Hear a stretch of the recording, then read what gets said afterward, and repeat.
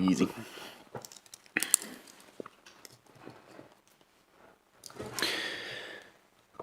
All right, good evening, ladies and gentlemen. It being 6:01 p.m, I'll open the meeting of the Shire of Capel Council. We wish to acknowledge the traditional custodians of the land we're meeting on, the Wadani people. We wish to acknowledge and respect their continuing connection to land, waters and community. We pay our respects to all descendants of the Aboriginal communities and their culture, and to the elders past and present, their descendants who are with us today and those who will follow in their footsteps. Record of attendance, Councillors McCleary and Dillon have an approved leave of absence for this evening. There are 7 councillors in attendance. Councillor Terrantroy is joining us online this evening, and her attendance has been approved under Clause 14CA2 of the Local Government Administration Regulations 1996. Councillor Terrantroy has also declared under Regulation 14C5 that she can maintain confidentiality as part of the council meeting process. Response to previous public questions taken on notice. They are included in this evening's agenda. Now move to public question time. I have a few on notice here, but just before I do, because there's quite a number around Stirling Estate, I'll just read out a bit of a statement prior, just to address some larger issues that are identified there. So, the Shire understands the importance of early community engagement in projects that are high level of community interest. It is our intention with this project, and we regret that we did not anticipate the engagement would need to start earlier than it has been planned to. All the questions in regard to the Midnight Bike Trail project will be addressed as we work with the community on this project. This will start with consultation and engagement sessions that are planned for late September 2025. This will allow a more comprehensive opportunity for residents to raise their concerns and explore solutions. Tonight's questions will be useful for the project team's planning for that engagement session. The Shire was successful to achieve funding of $412,000 through the State Government's WA Bicycle Networks grant for the Bunbury-Capel-Busselton cycle link. This funding will enable the design and eventual construction of a 1.8 kilometre section of sealed path along the road reserve on the western side of the Shire Forest National Park, connecting the sealed sections of Stratham and Stirling Estate. This project is envisaged to close the gap in the Bunbury-Capel-Busselton cycling link, a priority route that was identified in the Bunbury-Wellington 2050 cycling strategy. Once complete, the link will provide a seamless connection comprising of 95% sealed paths and 5% unsealed sections, utilising local and distributor road networks as shared paths. The design work for the Chewett Forest section has commenced. The funding project does not address the preferred alignment connecting this section to the wider Bunbury-Capel-Busselton cycle link. The Shire's draft Trails Master Plan will be considered by Council at its ordinary meeting on November 2025. And with that, I have the first few questions from Helen Tarbottom and Richard Stockwell. Are they here this evening? Nope. All right, I'll come back to those. I'll just get through those who are here first this evening. Andrew Burke. Yep, just approach the lectern, please. And just push the button on the right-hand side. It'll activate the microphone when you're ready.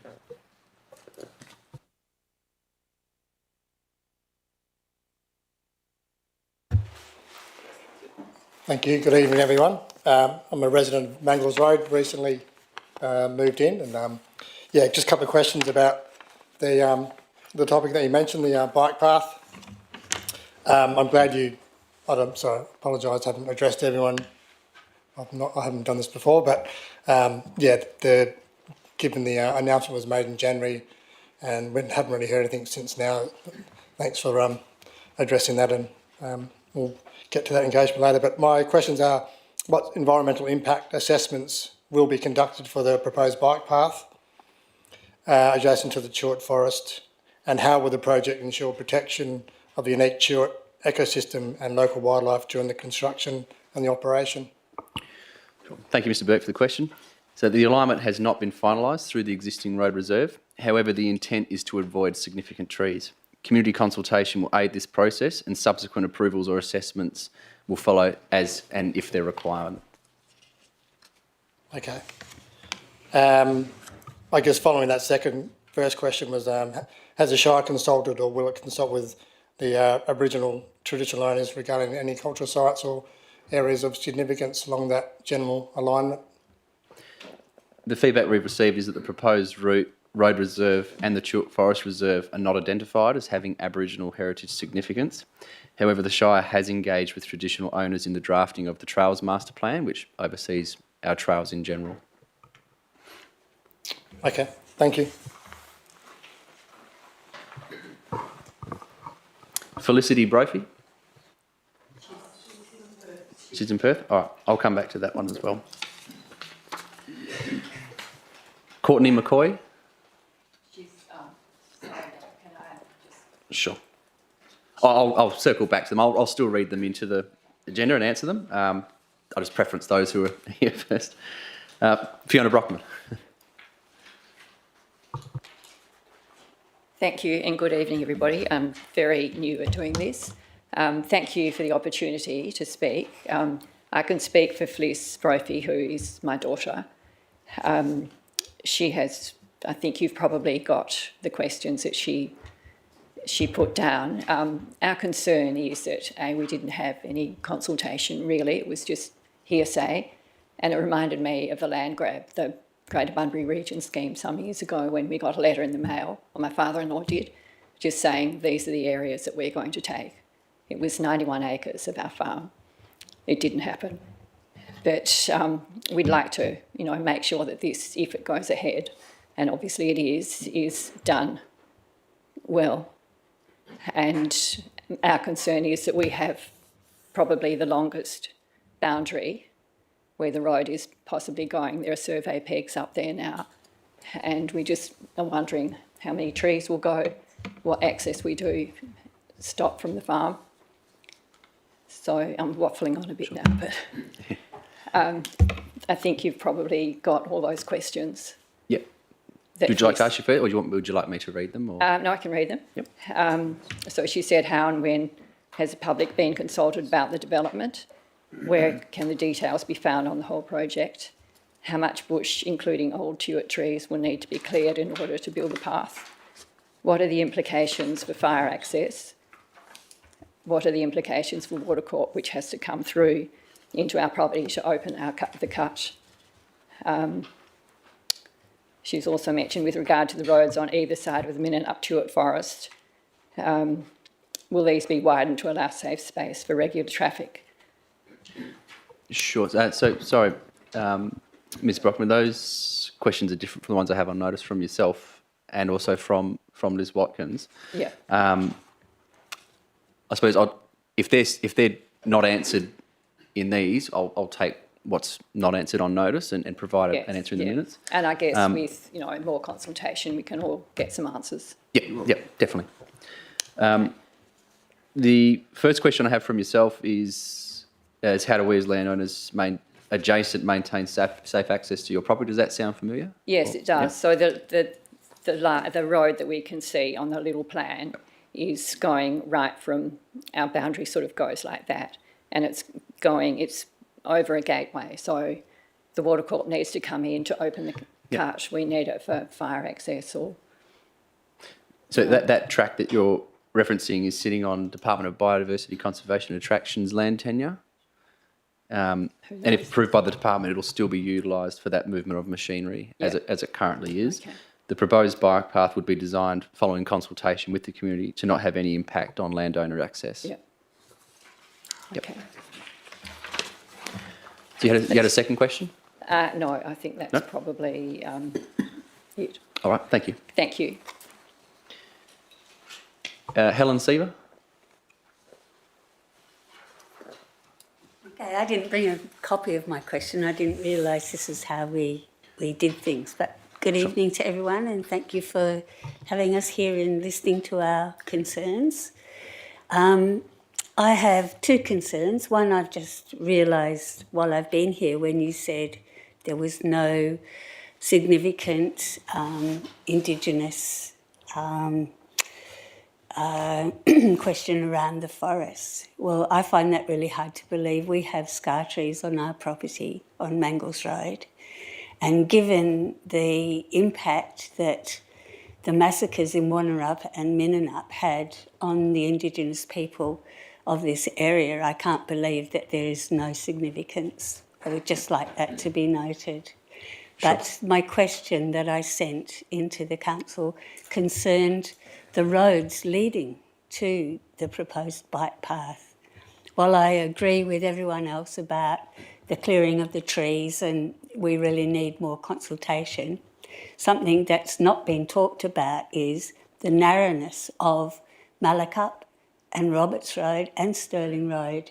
And given the amount of caravan traffic that now goes out to Peppermint Grove Beach, we find it difficult navigating if we're passing other traffic on the street. So how is that going to be if there's also cyclists? That's a real concern for everybody, I think. Thank you, Ms. Seaver, for the question. I suppose the concern around the narrow roads will form part of that consultation process, but will also be addressed in future stages of the work, if approved. But some of these considerations that you've raised have already been taken on board, such as with the funding obtained to upgrade the Malacup and Minninup bridges, where they've been upgraded to 2-lane bridges with a separated cycle footpath separate from the actual trafficable area on those bridges. But the roads themselves are very inadequate for 2-lane traffic now, especially Roberts Road, where the road drops off and there is no easement along the road. Yep. It's a scary thing just passing cars, especially at night. Yep. Yeah. And we'll take that on board and that will form part of the consultation process as well. All right. Thank you. Thank you. Joshua Ledger. Evening, everyone. Helen and I are 23-year now residents in here in Capel, and we have a lot of concerns about how things are being managed with our environment. I want to point out two things, but then I'm going to, if you could, read my questions back to me. First of all, the trees that are actually under threat, and I'm using that language deliberately, are part of the last stands of tall tuart trees in the world. They are on the skin of a very fragile old forest, but these trees are particularly unique to this part of the world. And any interference with their ecosystem or felling of them would be reprehensible. And Shire needs to really look very closely at your environmental guidelines and assessments. Could you read my questions to me, please? So your first question, Mr. Ledger, why has no announcement of public consultation with local landholders and stakeholders occurred? And why is the Shire supporting a proposal that will unnecessarily create dangerous riding and driving conditions when there are safer alternative route options? So response to that question is a community information session is planned for late September, as I said it earlier. Good. The project is only in design phase, and further to that, because it's only in design phase, there's no preferred aligned route yet. So in terms of what actual impacts that will have on the native trees in that area, that's not yet clear. Your second question is why would the Shire engage in clearing very old tuart trees that are primary natural and social amenities and assets, and one of the main lifestyle features of the Shire, through considering negatively impacting the Tuart Forest National Park? The response to that question is it is not intended that any trees would be cleared as part of this project. Any trees? It's intended that no trees would be cleared, but as I said, because it's still in design phase and no exact alignments shown yet, that'll be worked through as part of the community consultation. All right. It'll then become clear as to what would need to occur. And in answering the question earlier, if there were trees to be cleared or certain environmental impacts, that would go through appropriate bodies such as the Environmental Protection Agency, and certain conditions would also be applied there if that became a necessary part. But it's the intention that, that no trees would be cleared as part of the project. Okay, thank you for that. I will remember these words, thank you. And on the public record? Yeah, good. That's really encouraging. Thank you. Thank you. Denise Mercer.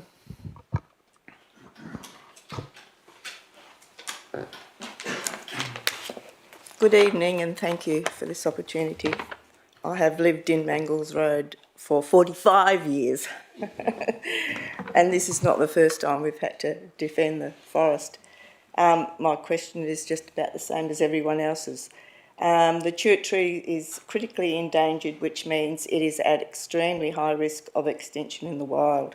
The chert forest is the last remaining natural tall chert forest in the world, and it happens to be in the Shire of Capel, our shire. The question is it possible to build the proposed bike paths from Bullerswood to Mangles Road, Stirling Estate, without removing any critically endangered chert trees? Thank you, Mr Mercer, for the question. As I've stated before, it is intended that no trees would be cleared as part of this project. Once the project is designed and consulted on with the community, we'll have a clearer picture of what actual impacts will occur, and that'll also be discussed with the community again as well. Thank you. You had a second question. Did you want to ask that, or? Oh, no, that's fine. Sure. All right. Philip Wood. My name's Peter Nelson. Phil Wood was the one that sent you the email. So I'm representing the. Are these your questions? No, it's just an overall. They're not my questions. I just asked Phil because we're working together. See, he couldn't be here tonight, so I'm representing the people that are against the tiny home community in Stephen Street. Sure. I live at 33 Templey Street in Boyna. I've been there for approximately 20 years. Sure. We're just inquiring. Sorry, I'm speaking on behalf of all the people that have replied Yep. to the response. Sorry. Sure, that's fine. Can I just get you to repeat your name? Sorry, because these questions will be attributed to you. Peter Nelson, Peter Nelson, and ELSON.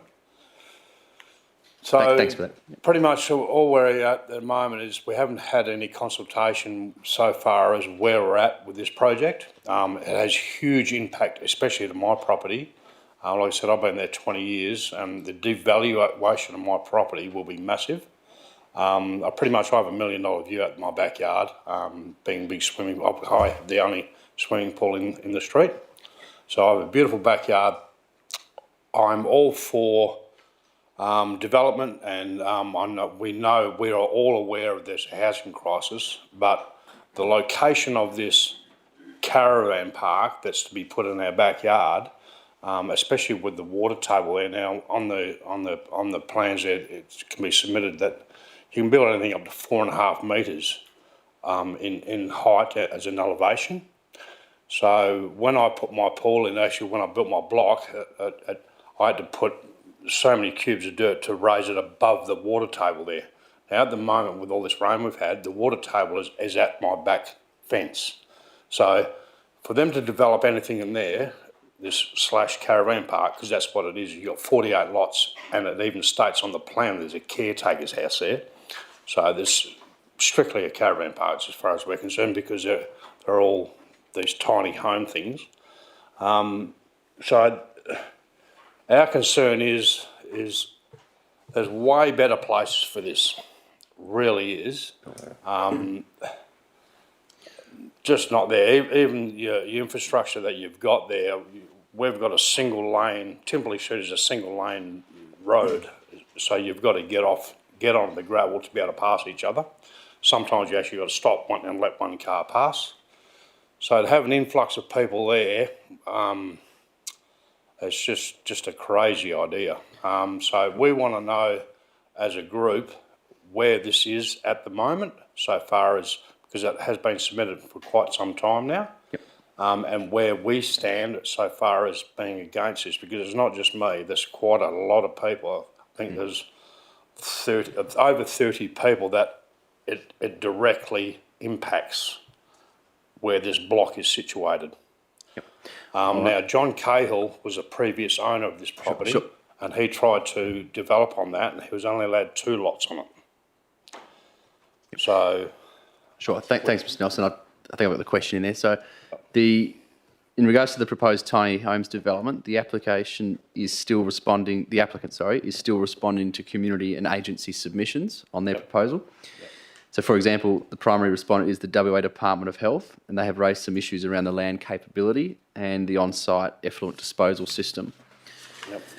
So once the applicant has addressed these matters, responded to the community comments and finalised matters with our planning department, a report will be presented to council for the final determination. Immediate neighbours and those who have made a submission will be notified of when that development is coming up for council consideration. Okay. All right. So we will all be notified? Yes. Yeah, because everybody's asking that question, Yep. that's all. Yeah. Yep. So things can take different amounts of time to move through our planning department, depending on their complexity and Yep. what submissions are received. But we do circle back to the community members that made a submission, but also the immediate neighbours to say this is now coming up for a determination. So Okay. you'll be notified when that's occurring. So you can. 100%, yeah. Yep. I much appreciate it, thank you. Thank you. Mr. Brian Hasty.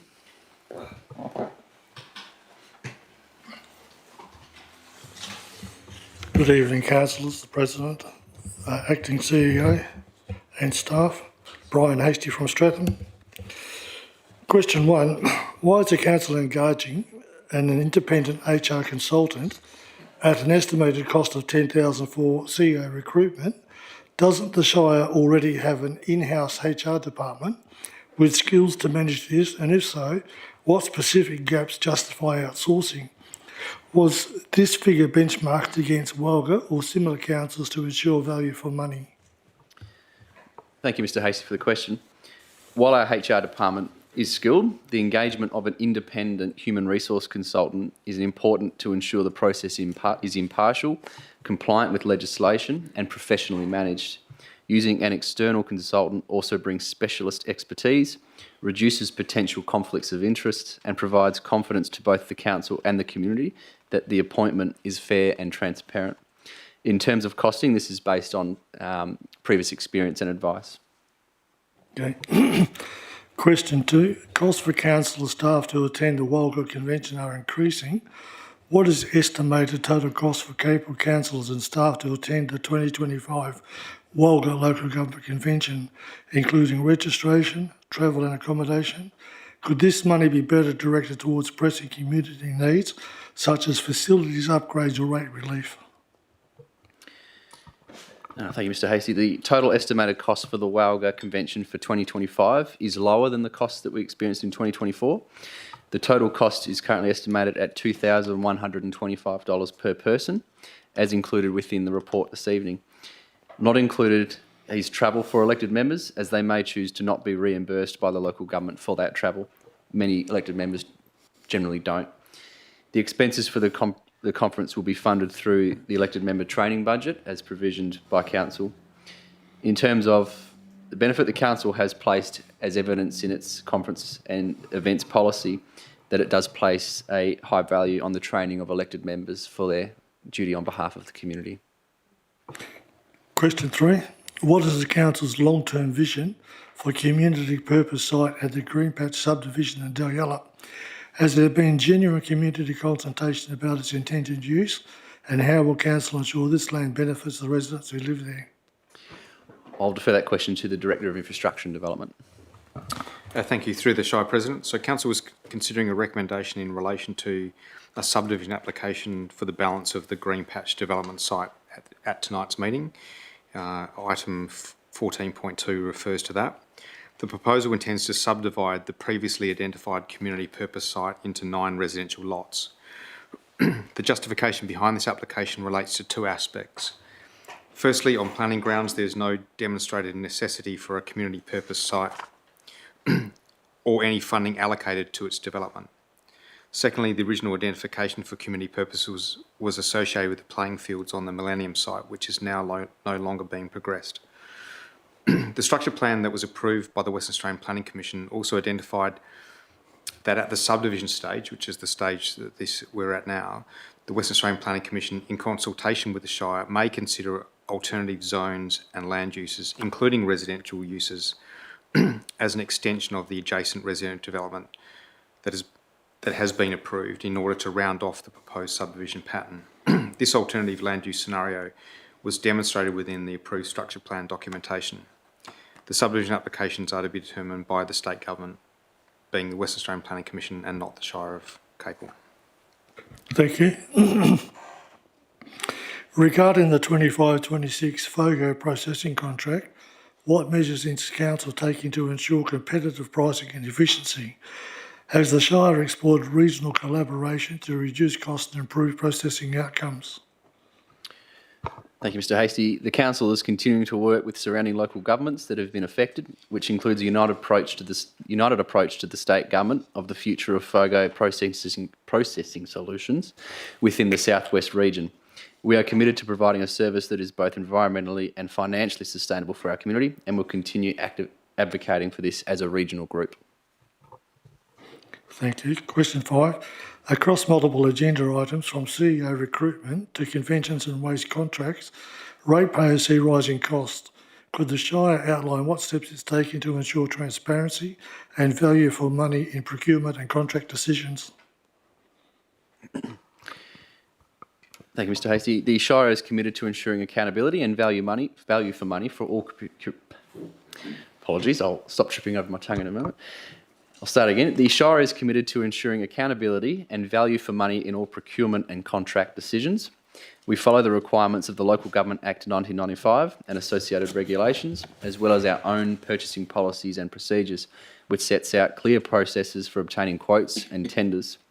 Evaluations are managed independently and confidentiality to ensure fairness and impartiality, and council decisions are made in open meetings unless a commercial confidentiality requires otherwise.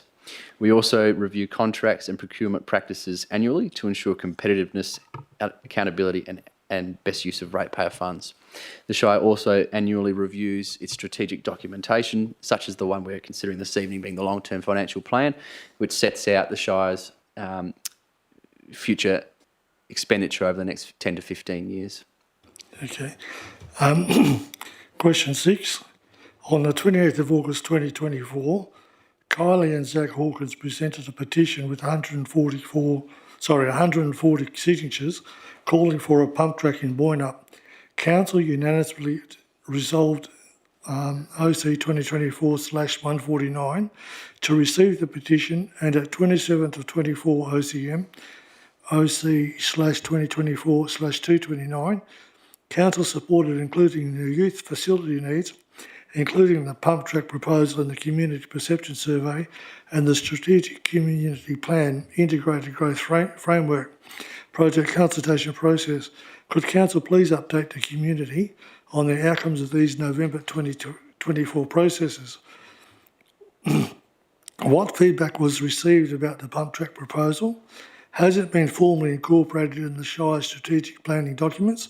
And most importantly, what is the current timeline or commitment towards delivering a youth facility or pump track in Boynup?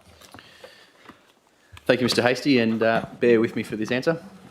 In November 2024, the Shire of Capel commenced a thorough community consultation process for the development of a revised Shire of Capel youth strategy. The youth strategy, once endorsed by Council, will be an updated informing strategy within the integrated planning and reporting framework. So that framework is what guides future decisions, and particularly financial decisions for the local government. The data and information collected from this consultation process was used to inform the new strategic community plan, integrated growth framework, and the draft youth strategy. Rather than ask a closed question about one facility, for example, the pump track in Boynup, this process undertook a far more significant higher-level lens across the Shire whole, requesting feedback from youth on a range of topics ranging from 1, youth programs and services, 2, sport, recreation facilities and activities, 3, art and cultural facilities and activities, 4, social issues, pressures and challenges facing youth, 5, youth engagement and voices, 6, education, employment, and 7, transport. The consultation methodology included an online survey with participation from youth across all localities in the Shire, as well as community engagement workshops across a range of primary and secondary schools within each town site. Overall consultation results were that safe and contemporary youth community facilities and hangout spaces was a consistent identified need across the Shire. The Boynup workshop highlighted a need for improved facilities at the Boynup skate park, including a pump track. The current timeline is that the development of a contemporary design for the Boynup skate park, including a pump track, as well as the Earl Scott Reserve BMX track in Capel, have been included in the 2025-26 annual budget that was adopted by Council at its July Ordinary Council meeting. The Shire's long-term financial plan, up for consideration this evening by Council, makes a provisional allowance of $150,000 for the development of a new pump track in Boynup in the 2028-29 financial year. Through the Chair, I wish to put the following questions on behalf of Mrs Shelley Crabbe-Elgin, who is unwell and unable to attend tonight's meeting. Is that okay? Yeah, we had an email exchange today. Yeah, that's fine. What was the cost of the community shelter recently built next to the Capel barber shop? Thank you, Mr Hasty. I do understand the Acting CEO is drafting a detailed response to yourself on that answer, so we'll take these questions on notice and also provide those answers here as well. Okay. Whose land has been built in? Whose land has it been built on? Is it Shire or privately owned? We'll take that on notice and provide that answer as part of the previous one as well. If it is private land, why did the Shire fund the structure? And same as the other ones, we'll take on notice and provide you a detailed answer. Thank you very much for your... Thank you, Mr Hasty. Thank you very much. All right, I'll circle back to the questions that were on notice. So question one was from Helen Tarbottom and Richard Stockwell. The first question was, have alternative routes been considered for the proposed Mininup Bike Trail, such as a safer route under the SEC lines at the back of Mininup Tuart Forest to exit onto a safer, straight section of Roberts Road adjacent to King Road, rather than the dangerously narrow Mangles Road? In response to that, other routes have been considered at a desktop level. The work being undertaken and to be consulted on with the community is the alignment currently viewed as the most likely route to progress. Other routes, such as areas you've mentioned, have issues such as land tenure. Question two, if not, has the Council considered the congestion, safety issues and the proposed Mininup Bike Trail will have on the landowners of Mangles Road, particularly in regard to navigating around potential groups of cyclists with a loaded livestock truck, whilst towing horse floats, boats and trailers, and two already dangerous narrow blind corners. 2/3 of the way down and at the end of Mangles Road entering onto Roberts Road. In response to that, this will be considered as part of the project risks and may form part of future management solutions of the project, such as improved signage. This will be worked through as part of the community consultation process as well. Question three, if the Mininup Bike Trail goes ahead and proceeds on the proposed location, will the trail require the removal of at least 15 ancient tuart trees, or will the trail meander around the trees, and will the trail be fenced off to prevent two-wheel drive vehicle access? The response to that is the alignment has not yet been finalised through the existing road reserve. However, the intent is to avoid significant trees. The bike path will be fenced so that vehicles cannot access it from any existing track. Additional provisions will be made for emergency services vehicles to still attend incidents around the area. There was a next lot of questions from Felicity Brophy. The first question was, have residents with properties adjacent to the proposed bike path been consulted, and have relevant fire authorities been consulted regarding access? Response to that is that not at this stage. Whilst the project has previously been identified in the Bunbury-Wellington Cycle Strategy of 2025, that's 2050, and the Shire, the final design solution has not yet been selected. Landowners affected by the bike path will be consulted once there are draft plans to discuss. The Department of Biodiversity Conservation and Attraction has been consulted as it relates to some areas in the Tuart Forest. The Shire's Bushfire Brigades and the Department of Fire Emergency Services will be consulted where appropriate. And question two is, who will maintain the proposed bike path infrastructure given the surrounding large trees and vegetation due to this being a national park? The response is the proposed bike path is located within an unmade road reserve and not the national park. The responsibility therefore rests with the Shire of Capel. And there's another lot of questions from Courtney McCoy. The first question, will the proposed bike path require removal of ancient and culturally significant trees? The response is that it is intended that no trees would be cleared as part of the project. Question two, what are the Shire's plans to mitigate impact construction would have on the already degraded Tuart Forest? In response to that, impact mitigation will be managed through a construction environment management plan. This is currently still in the design phase. The proposed bike path is located within the unmade road reserve and not the national park. The final design and construction plans have not been finalised. There is still community consultation to occur prior to those designs. And then from Liz Watkins, the first question, the proposed bike track through the Tuart Forest, will there be consultation with the local residents of Mangles Road, who will experience higher traffic and events? The response is yes, there will be consultation. The first is a community meeting that is scheduled for late September. Question 2, what is the fire management plan? What is the maintenance plan? The Tuart Forest tracks are currently managed by the local residents, as there is a tree over these tracks on a weekly basis. In response to this, the Shire is responsible for maintaining the road reserve, where the bike park is planned to be located. The Department of Biodiversity, Conservation and Attractions is responsible for the Tuart Forest National Park. Any fire management plan will be discussed with our emergency services and will also form part of the community consultation. All right, they're all the questions I have on notice. Are there any questions from the floor? Ms Mudd?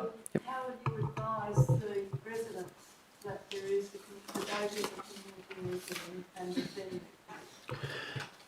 the It'll be advertised through our usual networks, on the website, social media, various other things. Is there anything in addition that the department might do? Yes, through the chair. So obviously there's a wider group of people that might have an interest in it, but those people that are directly affected by that will be contacted by letter as well. So, and I'm sure that your own network will feed those out, but certainly our socials and the council website will include those details. Thank you. All right, are there any further questions? No. We'll move to applications for leave of absence. Is there any applications? No. Declarations of interest. There are 4 this evening from Councillor Sharp, 2 from Councillor Mogg and 1 from myself, all in item 15.5, Minor Community Grants Scheme. Notice of items to be discussed behind closed doors. There is now only 1, being item 20.2, the extension of appointment, Temporary Chief Executive Officer. We now move to confirmation of the minutes. Is there a mover for the minutes? Moved by Councillor Ferguson. Is there a seconder? Councillor Mogg. Councillor Ferguson. Councillor Mogg. Reserve, thank you. Is there anyone against those minutes? There being no dissent, I'll declare them carried by unanimous consent. Announcements by the presiding member without discussion. Item 20.1, the FOGO processing for financial years 25-26 is now going to be considered open to the public. And the other announcement is congratulations to Councillor John Ferguson on his appointment to the chair of the Parent Naturalist Partnership.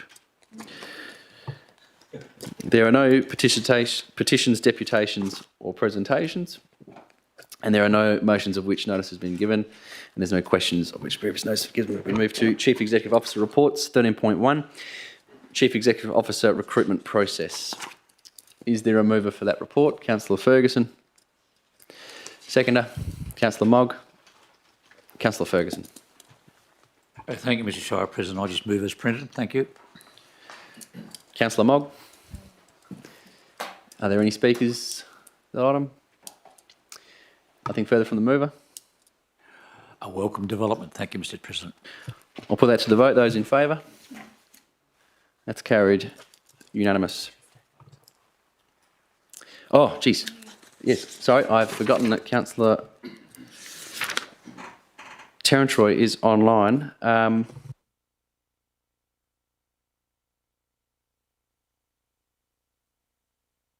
Minutes. Apologies, I had an oversight there. I forgot we had an elected member online. Councillor Terrantroy, just going back to the minutes, could you please confirm your intention, what it was for voting for those minutes? I agree. Thank you. All right, the decision remains carried unanimous. And then with item 13.1, Councillor Terrantroy, your decision there? I agree. And that's carried unanimous as well. We now move to item 13.2, the Walga Local Government Convention 2025, an annual general meeting. Is there a mover for that item? Councillor Noonan. Seconder. Councillor Sharp. Councillor Noonan. Thank you, Mr. President. The Walga Conference is a very important opportunity for councillors and the President and the Deputy President to meet other councillors, mayors and presidents from other shires to discuss similar problems, to hear briefings which are outlined in the notes that we have. At the end of the conference, they come back and they give the rest of the council a report, which has been in the past has been very, very enlightening and useful. It's good to know what's going on. So I think that this is a very good use of council funds, and I note that it's only a small proportion of the funds that are available. We're only sending 4 councillors, and I would note the point that was made by the President, that even though there's the capacity for councillors to claim mileage, in many instances, many councillors don't do that. They fit it in with other things, other events or other activities that they might be doing up in Perth, and so they absorb that cost themselves, and that's commendable. So I commend this motion. Councillor Sharp. Yeah, I'd definitely like to speak for this motion. Last year, I had the privilege of attending the Walga conference, and it was incredibly beneficial to the growth of myself, and I was able to share quite a few experiences in a report to my fellow councillors. You can't really put a value on what you get from the conference in regards to networking, to listening to other local governments speak of some of the situations they're in, how they're mitigating things. It's just an amazing experience that I feel every sitting councillor should be entitled to share at some point during their role as a councillor. So I can't speak highly enough of it. Thank you. Are there any speakers for or against the item? Councillor Ferguson. Thank you, Mr. Shire President. Look, I was reluctant to move the item, seeing as I'm one of the nominated parties to attend, and I accept it as a privilege. And I think as a consequence of having attended in a former life, similar conferences, they're enormously enriching. They are benefit to the ratepayers. The modest amount that it costs is repaid manyfold. And I also think it has the impact of increasing the confidence of councillors in their capacity to fulfil their role, and they see that they're amongst peer group, that they find themselves supported, and they find themselves that they're not overawed or inadequate to the task. And I think the confidence that arises from it is also very important. So I think it's actually a meagre investment by the Shire with great benefit. Thank you. Any further speakers to the item? Councillor Noonan, anything further? I'll put that to the vote. Those in favour? Councillor Terrantroy, your vote? In favour? That's carried unanimously. Infrastructure and Development Reports 14.1, review and request to extend duration of local development plans. Is there a mover for that item? Move Councillor Mogg. Seconder.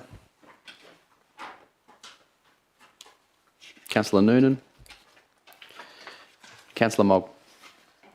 Thank you, Chair. I move the motion as read. Councillor Noonan. Thank you, Mr. President. Yes, this motion is about just tidying up some of the local development plans particularly for Dalyella. It's basically some of those plans that are listed in the agenda. They've been completed, and it's just simply a matter of tidying those things up. One of them needs to be extended, so that's happening for a period of 5 years. So yeah, this is just a more procedural sort of a motion. Yep. Are there any speakers for or against this item? Councillor Ferguson. Thank you, Mr. Shire President. This is a three-year question, and I'll preface the question by saying I'm obviously willing to support it because it's a procedure motion, but I just want to be assured that there's no bear traps, that we haven't inadvertently, through these relatively complex documents, found ourselves falling through the grid and ending up in a situation which we didn't intend to be. And I'd like to inquire of the Director of that to receive that assurance. The Director of Infrastructure and Development. Yes, thank you. Through the Chair.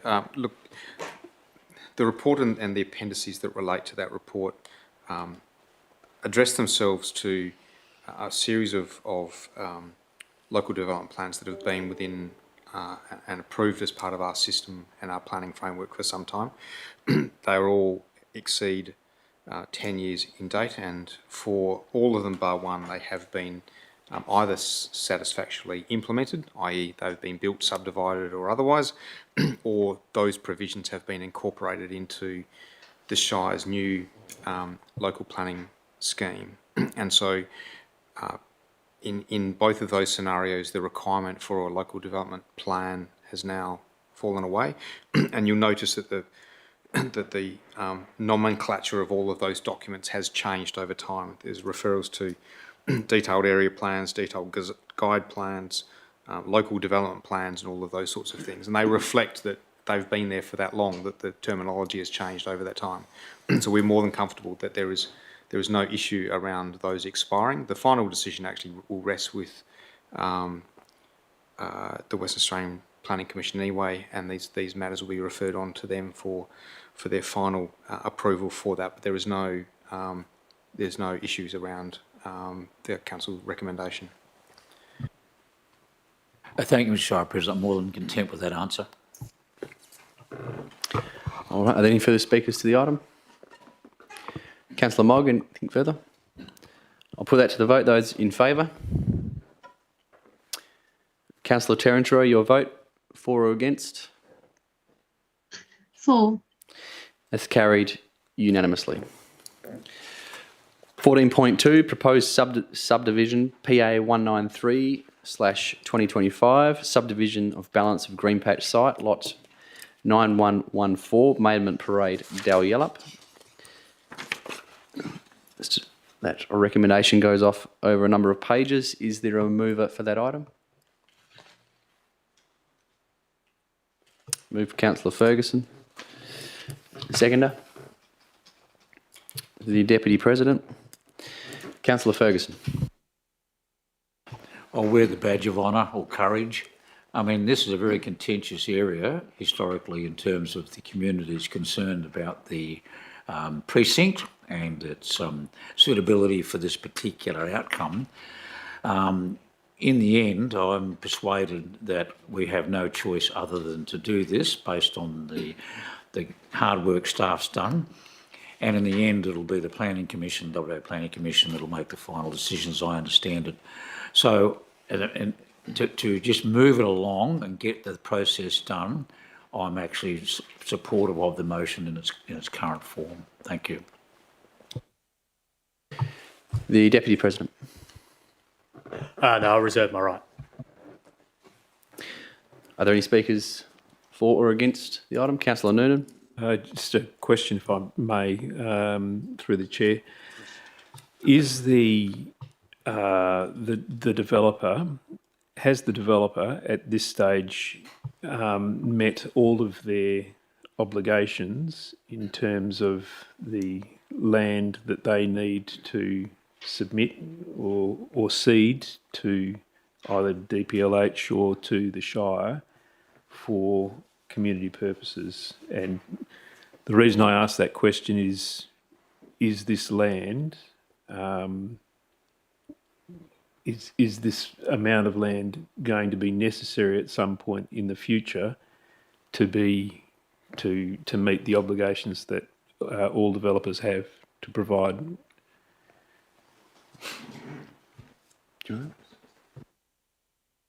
The Director of Infrastructure and Development.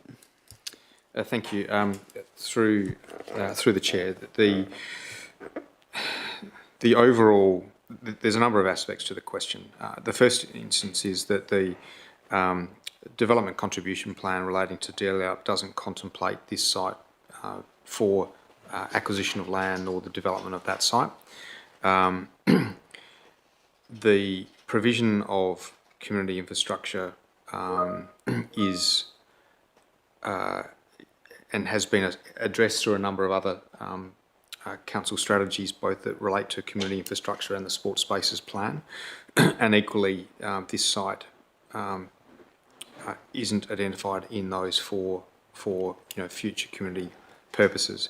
The investment by council, and I suppose the direction from the development contribution plan and those supporting guiding documents focuses the investment into community infrastructure to the DMCYC site. I think there's too many C's in that, and the surf club community site, and those facilities will meet the needs of the Delhi Up and the wider community that that feeds into that future.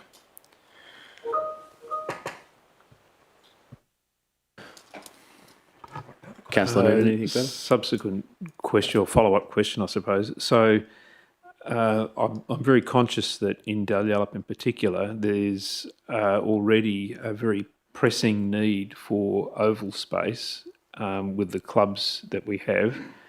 In fact, we've got clubs who can't get their own oval, and they're booking, borrowing oval time from other clubs and having to travel further afield. So I'm conscious that we do need an additional oval for cricket and so forth. There is a need for more netball courts. There's a need for more basketball courts. There's Is there a question, Councillor? Yes. Dalyellup doesn't have a bowling green, which for a community that size is quite extraordinary. There's a lot of people who would welcome that.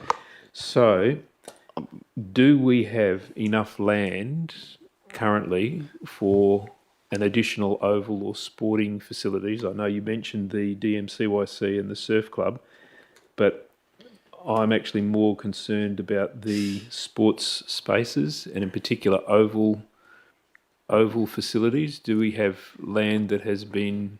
I think I've got the question, Councillor. Is there land for that? And if there's not, is there a requirement on this developer to make some provision for that? The Acting Director of Community and Corporate. Through the chair, thank you for the question, Councillor Noonan. Yes, in the sports spaces plan, there has been consideration for a new precinct, Dalyellup South, and that's also been it's been mooted in the draft developer contributions plan as well. So yeah, in terms of future oval space, that has been considered in the sports spaces plan. In reference to your question about basketball and netball courts, there's currently an exercise being undertaken through the geographic councils for a Greater Bunbury Regional Sport and Recreation Strategy, and that's around making sure that we don't duplicate what's being provided for in the Greater Bunbury area. Thank you.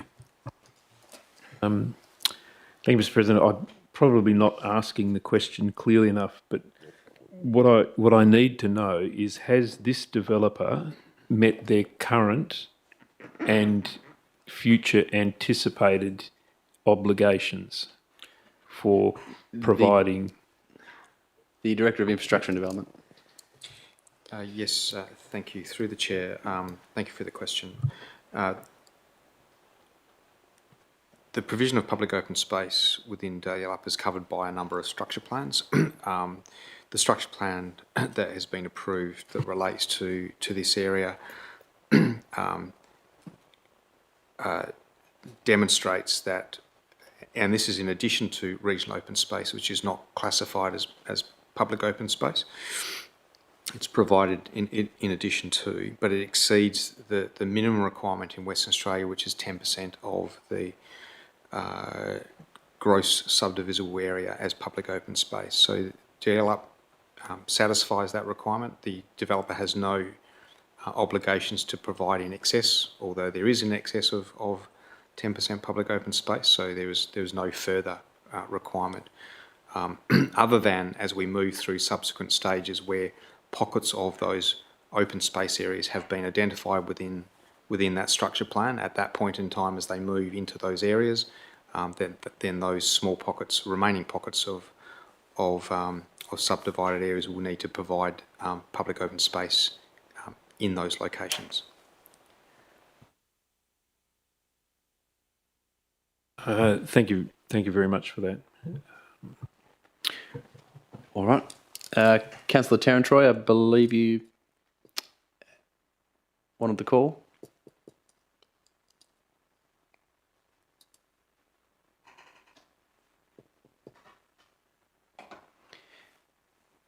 Councillor Tarantroy, are you online?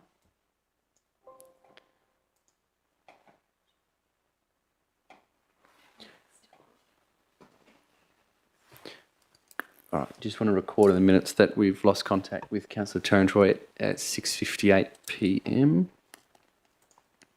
Are you there? Oh, she's back. Oh, sorry. So my question is in relation to this development is can Satterley ensure the safety of residents living in these extra lots that they put in the development?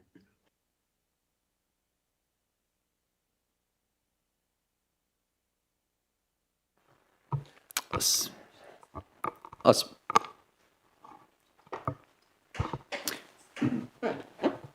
suppose the Director of Infrastructure and Development. Through the Chair, if I can just ask for some clarification in terms of those future residents' safety in respect to into what aspect? If we can have some clarification around your question, and then I can assist in answering. Thank you. Yeah, so it was about the extra lots that in the subdivision in the green patch that was previously not in the subdivision for allotted residential spaces.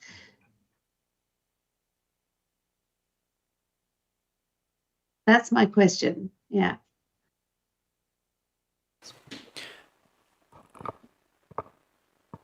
The Director of Infrastructure and Development. Thank you. Look, I might be able to assist in answering concerns in terms of risk to future residents. So the portion of land that is being proposed at the moment is surrounded by other residential land that has already received subdivision approval. At this point in time, some of the preliminary works that have been undertaken by the developer in respect to earthworks and some of those matters have been referred to and approved by the Shire officers prior to the commencement of works. There are still other remaining environmental soil testing and other analysis to be undertaken in respect to council's previously expressed concerns in relating to potential contamination of that soil. There are requirements through IPA the IPWA recognised standards in respect to the soil type that is suitable for residential development, and those matters will be signed off once those reports have been received by the relevant agencies. In respect to potential contamination, that will be the Department of Water and Environmental Regulation, and other aspects will be referred to the Shire. So in terms of potential environmental risks, that would need to be demonstrated by the proponent before clearances are issued and before the Western Australian Planning Commission would agree to the creation of those lots. The broader approval would apply to that. We would expect that the same conditions would be applied by the Western Australian Planning Commission in respect to the same level of scrutiny for this parcel of land as they have applied to the rest of those. I did take counsel from the Department of Water and Environmental Regulation, but the water section of that in respect to potential drinking water, bores and those sort of things that will go through. And so they are considering that matter and in their referral advice to the Western Australian Planning Commission as part of the broad subdivisional process. Further question? Sorry. Apologies. Yes, your question, councillor? Further question. So, for potential residents who purchase those lots, will they be advised of this potential risk to the drinking water and that and potable water that the departments, the WA departments of government will be investigating? The Director of Infrastructure and Development. Thank you again through the chair. The approval process in the creation of residential land requires the developer to ensure that the standard rights that we would all enjoy have been proven at a suitable residential standard to meet those Australian standards. So, in creating residential land, that those parcels of land would need to be cleared to that standard, and hence there would be no risk or no notifiable risk relating to those lots. There are still other associated risks that we have identified, and for example, issues relating to potential impact relating to bushfire risk and mosquito-borne diseases risks still remain, and they are not preventable, and so they can be managed but not prevented. And so those notifications will apply to those titles, but they should be unencumbered from contamination as part of the due diligence process in the creation of that land. One more question. With that due diligence process, will that be open and available to all people wanting to purchase the land in that area?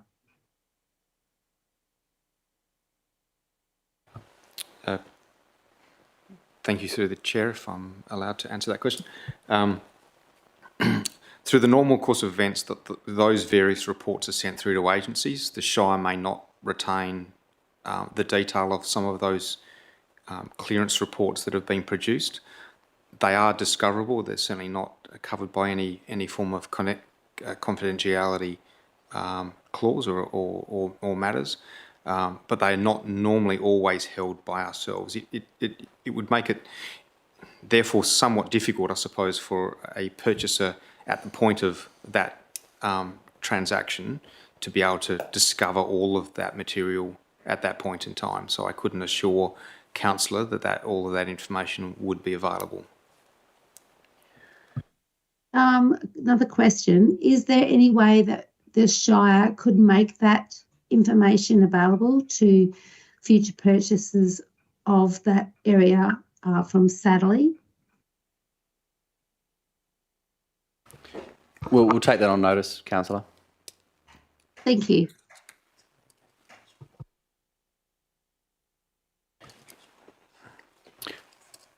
All right, are there any further speakers to the item?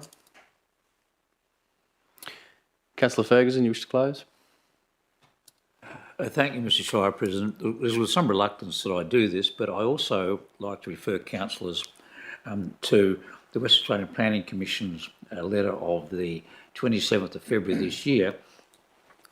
And they say, please be advised that the WA Planning Commission has approved application such and such, and once the attached conditions of approval are fulfilled, is prepared to endorse a dispositive plan in accordance with etc. etc. So in other words, we're part of the process, but we're not the concluding part of the process. And indeed, what we're doing is pushing this through, you know, the sausage making machine, so it comes out the other end as something that at least we had a bit of a look at.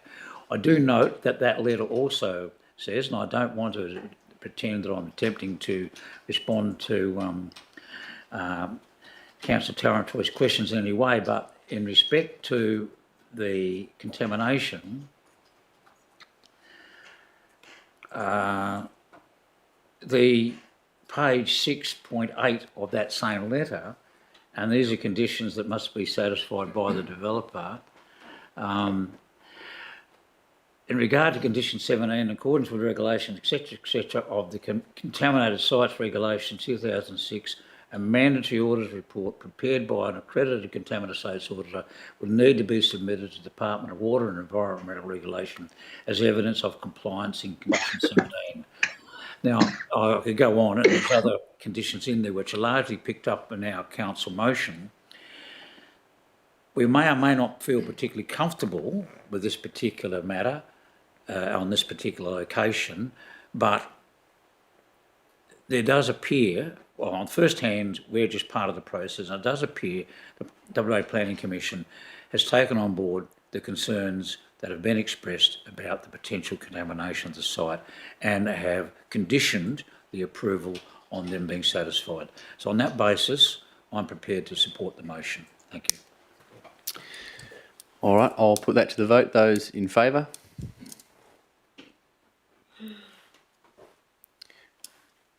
And those against? Against. Councillor Tarantoy against. So I've just got to double check the actual voting requirement. I'll just double check if this... That's a simple majority, so that carries 4-3, sorry.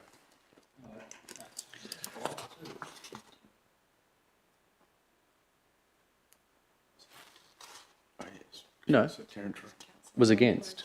Yeah, she's against. And Councillor Sharp, I had 2 against in the room. All right, hang on, I'll retake that vote. Those in favour? 4. And those against? Against. And that is carried 4-3. Councillors Mogg, Sharp and Tarantoy against.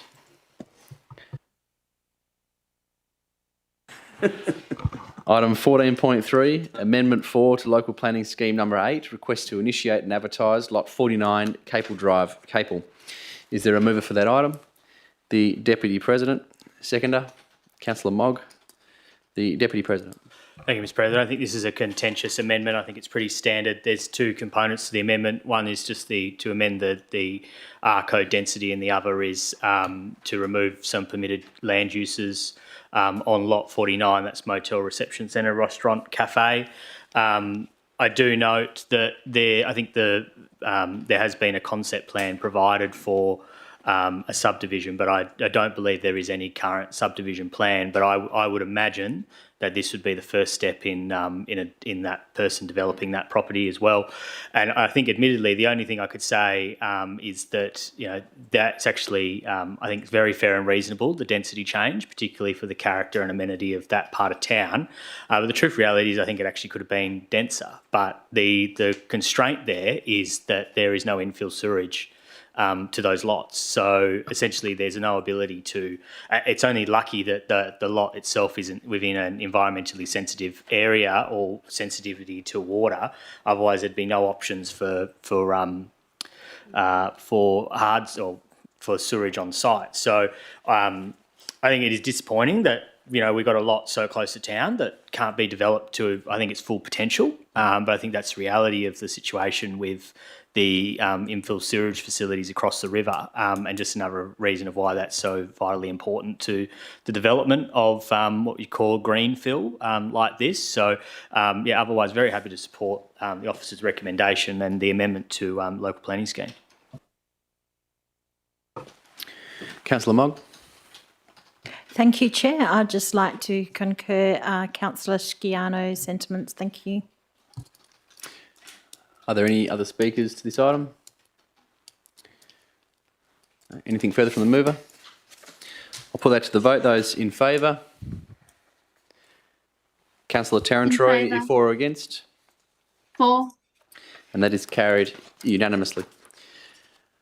Item 14.4, refund of contributions to the Developer Contribution Plan has been withdrawn from this evening's agenda. We move to item 15.5, 15.5, Mosquito Management Plan. Is there a mover for that item? Councillor Mogg. Seconder. Councillor Sharp. Councillor Mogg.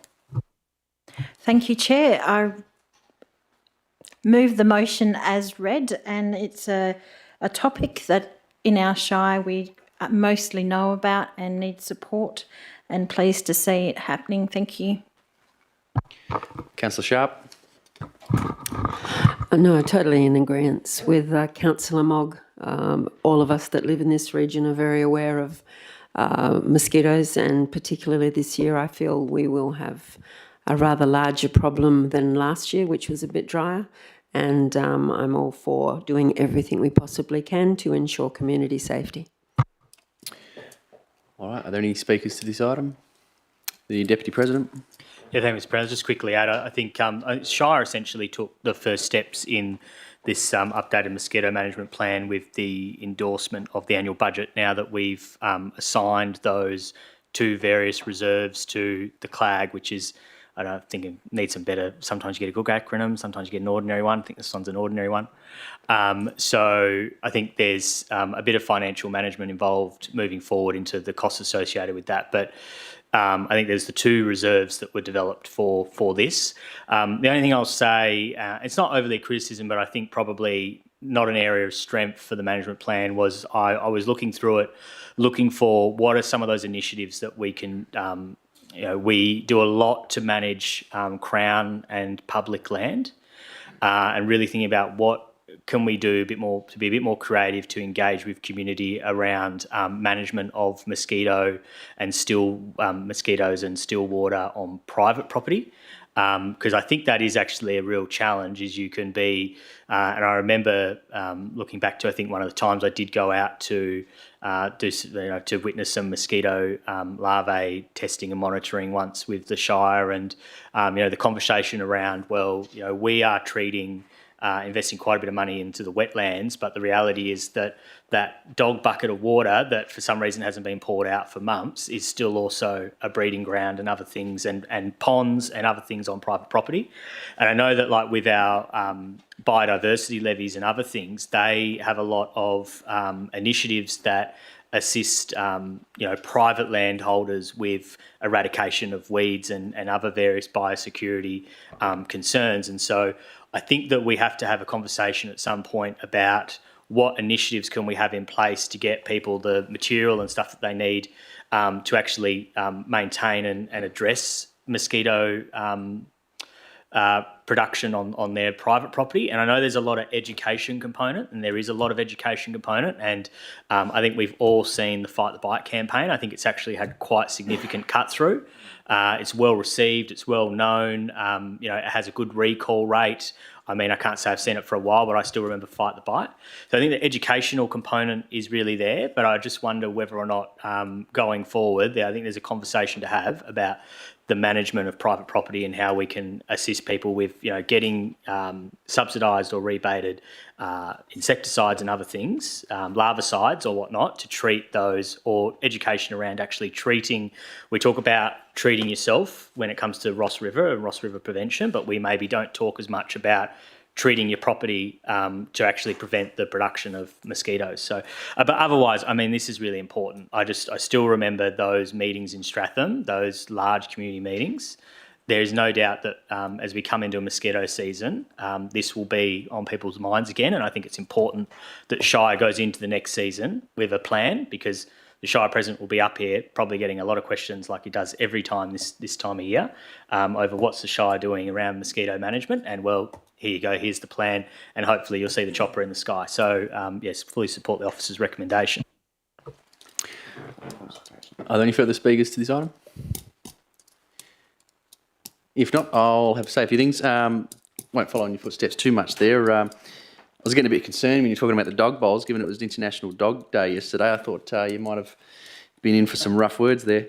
But look, I think it's very important that we actually do some more community consultation around what the Shire actually does with the mosquito management plan.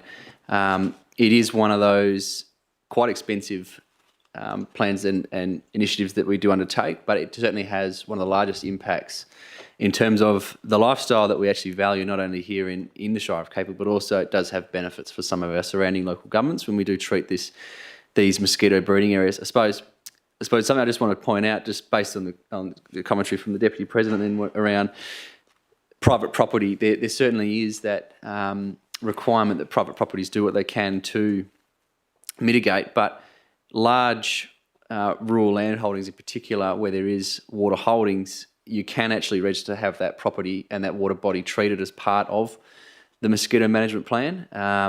Because at the end of the day, as much as it might be private property, we all benefit when those mosquitoes are treated. So, and the other thing is, yes, the numbers are looking like they are going to be higher this year, but it is important to remember that mosquito breeding cycles are cyclical, as in every 3 or 4 years you do have a larger influx of mosquitoes. It just seems to be the way they work, and there is some ties to that regarding the weather as well. So probably are in for a little bit of a worse one this year, but I do know our environmental health team have been doing a fantastic job trying to get that down. And if you are able to get to the site there in Peppermint Grove Beach and watch the helicopter do its job, it's worth a few hours to actually see them do that, because they run it like a well-oiled machine.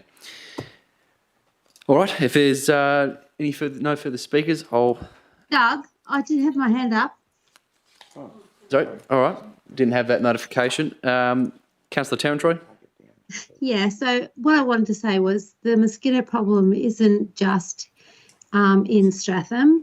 It's also within the whole Shire of Capel, especially in Dalyellup, because when we all know that the kangaroos are the hosts of the disease, and so we've got lots of kangaroos in Dalyellup and all through the Shire. And when the mosquito eradication program happens, it needs to, it affects everyone, not just Stratham.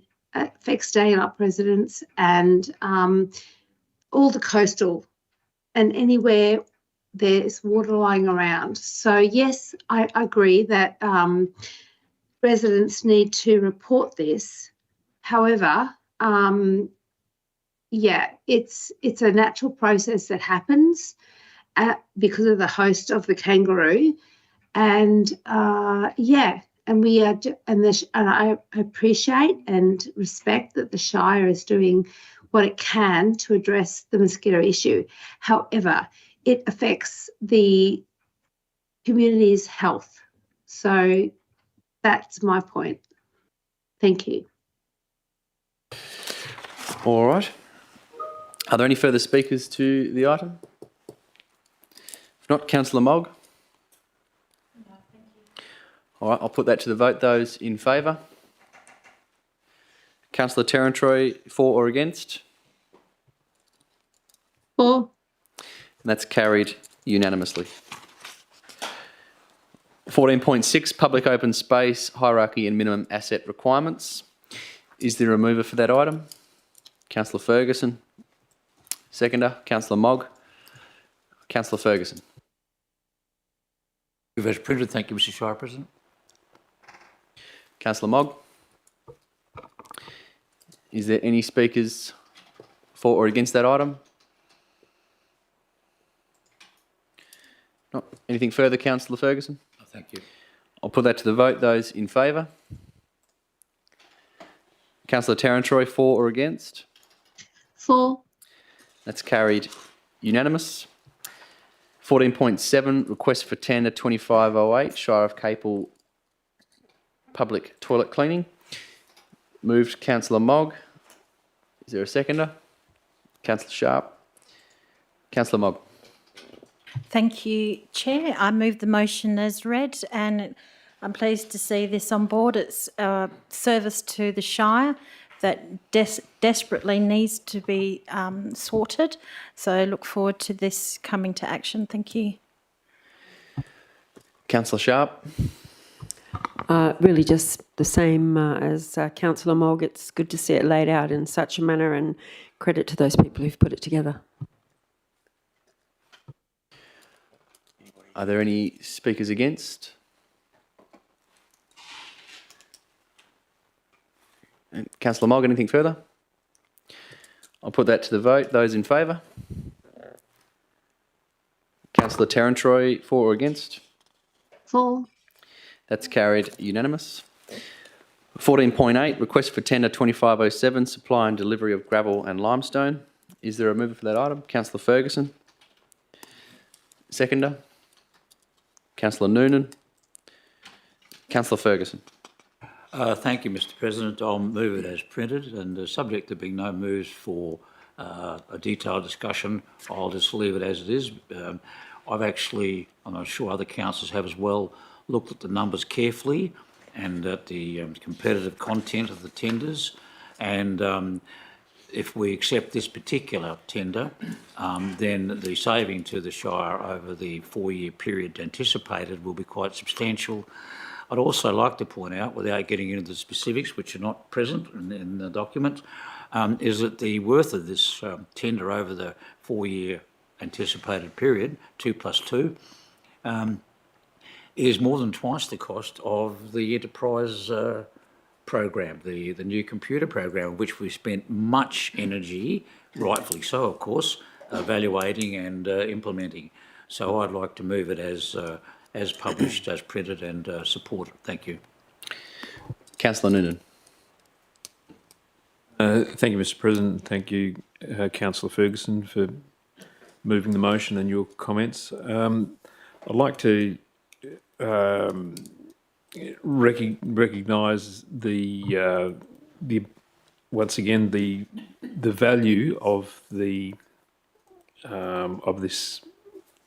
tender, and I know that this is probably an office thing or a procedural thing, but I wonder if it wouldn't be a better idea if we, instead of having one exclusive tender in the future, whether we could structure the tender arrangements so that we accept a panel, because there are areas where one tenderer might be, for example, able to provide limestone cheaper than the other who provides has more gravel, and so on and so forth.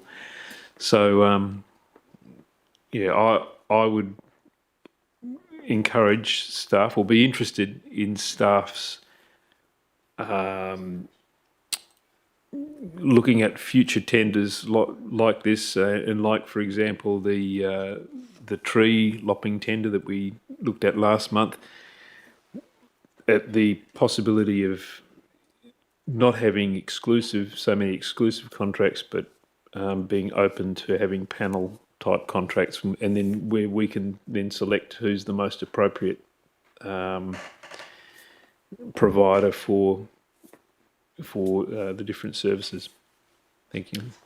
Thank you for the question, Councillor Noonan. We can certainly provide council with some advice prior to adjusting or reviewing purchasing policies and purchasing procedures around the benefits and the pros and cons of panel panel contracts. And then if it's if council thinks that that's worthwhile, then we can certainly address that. Are there any further speakers to the item? Yes, please. Councillor Tarantroy? Yeah, so I agree that with this tender, because we know that gravel and stuff, all of these resources are getting more and more expensive. I agree that the 2 + 2 years quote for $529,000 approximately is the best we can do, because this provides infrastructure we need within the Shire. So I totally support this. And yes, I would like to investigate cheaper options, but at the moment, there doesn't seem to be any. Thank you.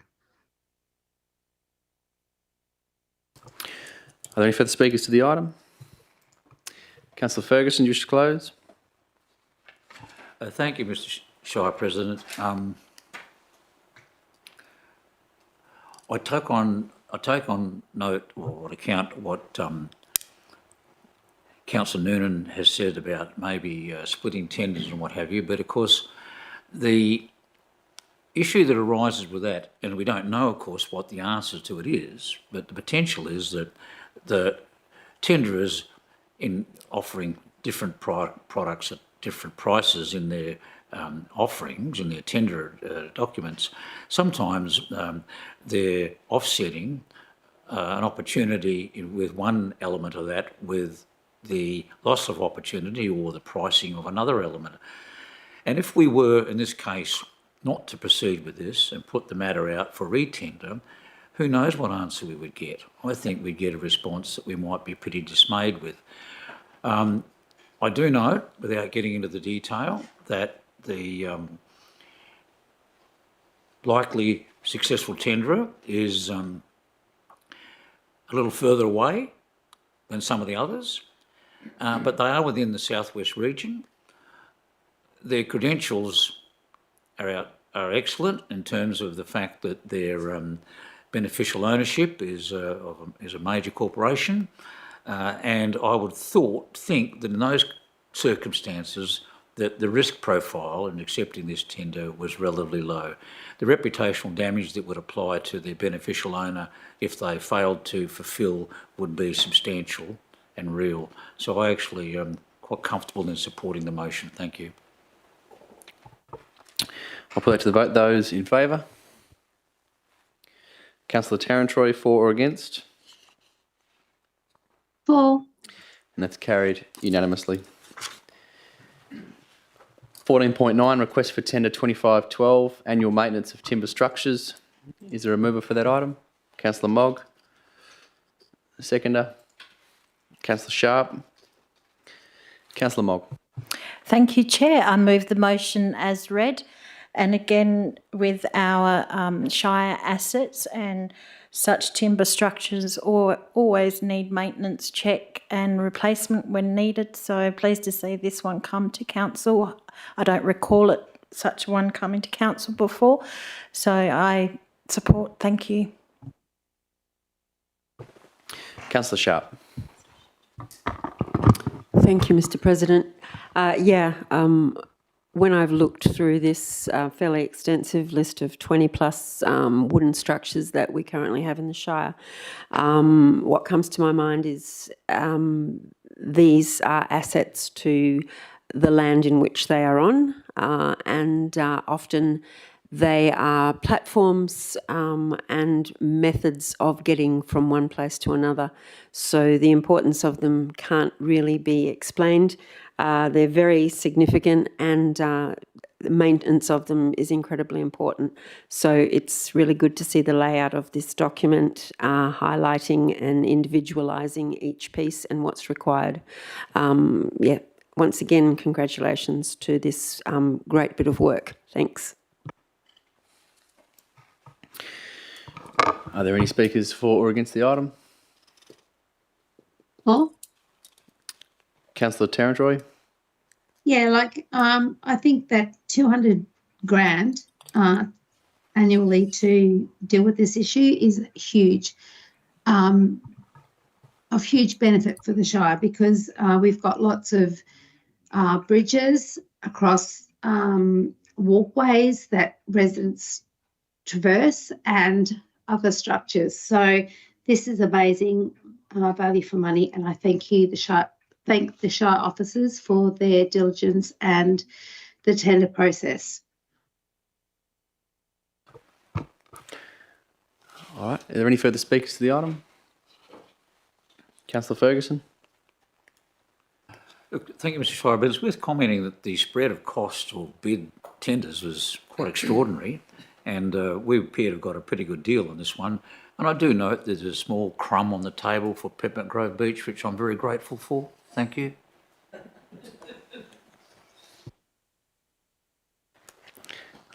All right. Any further speakers to that item? If not, Councillor Mogg, do you wish to close? Put that to the vote. Those in favour? Councillor Terrantroy, for or against? For. That's carried unanimously. Committee and Corporate Reports 15.1, Committees of Council Minutes. Is there a mover for those minutes? Councillor Mogg. Seconder, Councillor Ferguson. Councillor Mogg.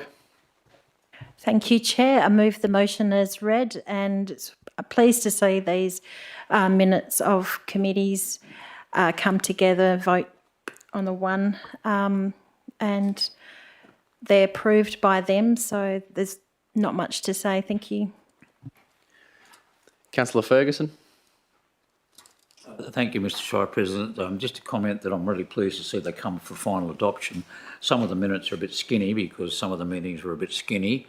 But anyway, it's a step in the right direction. We've got these committees in place and hopefully they'll expand their role and engagement with the community into the future. Thank you.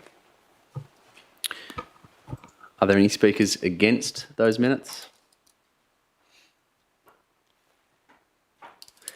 There being no speakers against the minutes, I'll declare them carried by unanimous consent in accordance with Shire of Capel Standing Orders Local Law.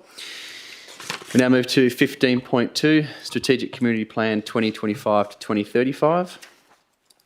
Is there a mover for that item?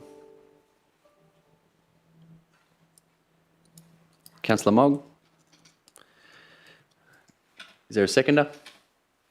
Councillor Sharp. Councillor Mogg. Thank you, Chair. Again, I move the motion as read, and it's a good community plan, strategic. I'm glad we've got feedback and pleased to see it's by the Local Government Act and in accordance, and its future planning for our Shire, for communities, something to go by with Shire staff and council to approve, and I endorse it. Thank you. Councillor Sharp. No, thank you, Mr. Shire President. This is a wonderful plan. I really enjoyed looking through it. I think a hell of a lot of work has gone into it, and it's very important for the direction which we wish to head with our Shire for our community. Thank you. Are there any speakers for or against this item? Councillor Ferguson. Thank you, Mr. Shire President. Look, I read this plan and I thought, wow, what an aspirational document. If we can get to use it and implement it and engage with our community, after having engaged or joined council quite sceptical about these types of documents, I've actually grown to appreciate their worth as a platform for moving ourselves forward into respecting the community's wishes in regards to outcomes, but also potentially enabling us to ensure we've got the adequate funding to accomplish it. So thank you. Councillor Terrantroy. Thank you, President, and thank you, Councillor Ferguson. I agree that we need to encompass what the community wants. I agree that the strategic community plan is a very aspirational document, and we desire these things for our community. However, we can only deliver what we can if we have the monies to do so. So, yes, the strategic community plan is wonderful as long as it falls in line with the money we have to spend on these things. And yes, thank you. Are there any further speakers to this item? Councillor Noonan. Just to make the point that we should really thank the 823 community responses, the people who actually take the time to fill in those surveys and things that we really appreciate their participation. Yeah. Any further speakers to that item? If not, I'll say a few things because I've been looking forward to this item coming to us for some time, as well as the next two items, particularly that long-term financial plan, but I'll get to that in a minute. Strategic community plan, big culmination of work by, our usual director, Samantha Chamberlain and her department there, but Jeremy O'Neill over there as the acting director. He's had a fair bit of work as well as his team, so in developing this document, so thank you to them. But yeah, 6 council and staff workshops and 2 consultations with local Indigenous groups, 5 community workshops, and then 823 community responses. It's a fantastic result considering that's the highest response we've had from the community in a community satisfaction survey, but also a strategic community plan for some time. What's really great about this plan is while there is some ambition in there, our 6 core principles have stayed the same. Through that community process, they still value the people, they still value the planet, they still value prosperity, performance, place and relationship. And it's great that now we have a plan that's really being adopted by the community because it's seeing that consistent trend. So I think that means, while I'm sure that there's people out there that aren't happy with everything we do, we're generally on the right track towards delivering what the community wants. But I think the other thing it says as well is that, we are getting that lifestyle of choice vision right. I suppose what's further to that is that it just probably goes to show that the community wants the logo to stay the same, doesn't want that to get changed. So we'll leave that there. But the thing I like about those 6 directions remaining the same is that we can keep the mentality behind that. It's it's the 5 Ps. They say about prior planning. We just tack the R on the end, so it's the 5 Ps and the 1 R. So very glad to see this document come back to us for its full review. I suppose we'll have a look at it again for a light review in 2 years' time, but I'm very much looking forward to see the vision and actions out of this plan flow through to our corporate business plan and into our long-term financial plan over the coming years. So I commend the report to the council. Are there any further speakers to the item? If not, Councillor Mogg, do you wish to close? I'll put that to the vote. Those in favour? Councillor Terrantroy, you for or against? For. And that is carried unanimously. 15.3, 2027 to 2036 long-term financial plan, moved by the Deputy President. Is there a seconder? Councillor Ferguson. The Deputy President. Mr. President, I have moved this to steal all your thunder because I know just where you are planning to go with this tonight, because I know how much we have talked about this and strived as an organisation to be here with a long-term financial plan once again over many years.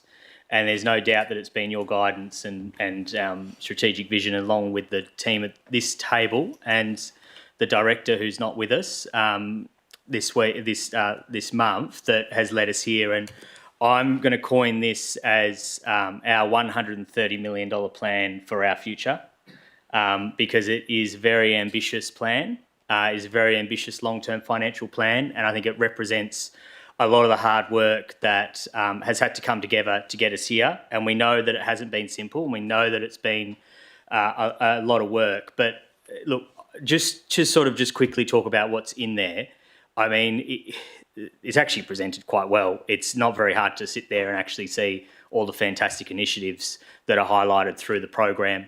But I think that those key highlights, particularly, I think for me, the Buoyant Up Skate Park, Yolinda Drive, we've talked about the pump track and the upgrades to the Buoyant Up Skate Park earlier in question time. Upgrades to the sporting facilities at Capel, the market space upgrade.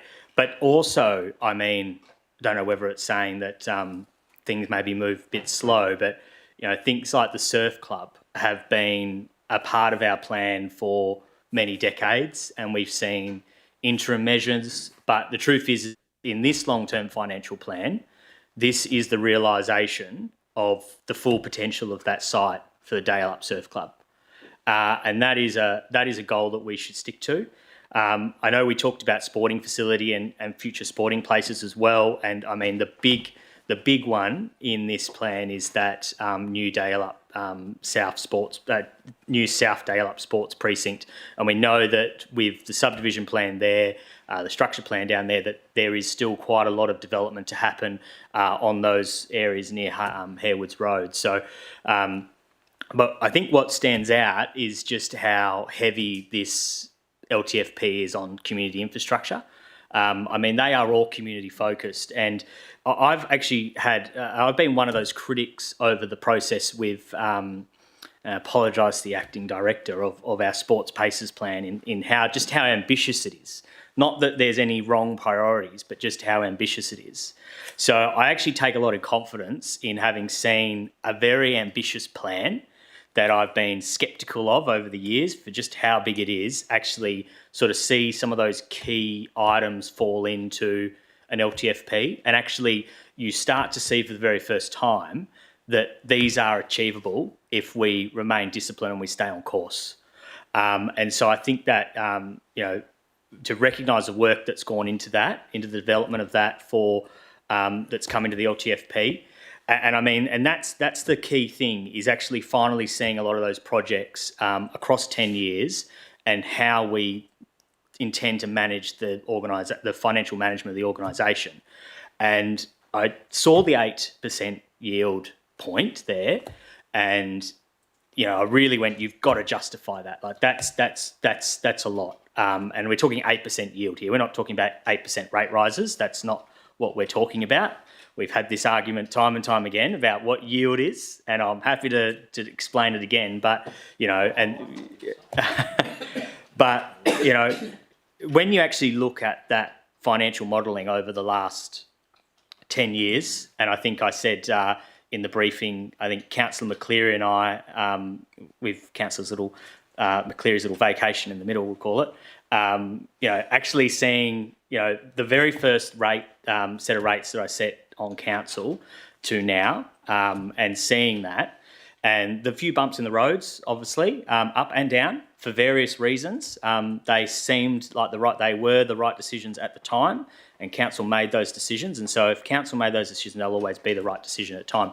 But that 8% actually comes through in that, and that's what actually really made me realise that is actually reasonable management, and actually that perhaps we have in some way or shape or form actually, be it through adversity and other things, we've actually managed to, I think, maintain good financial management over the last 10 years.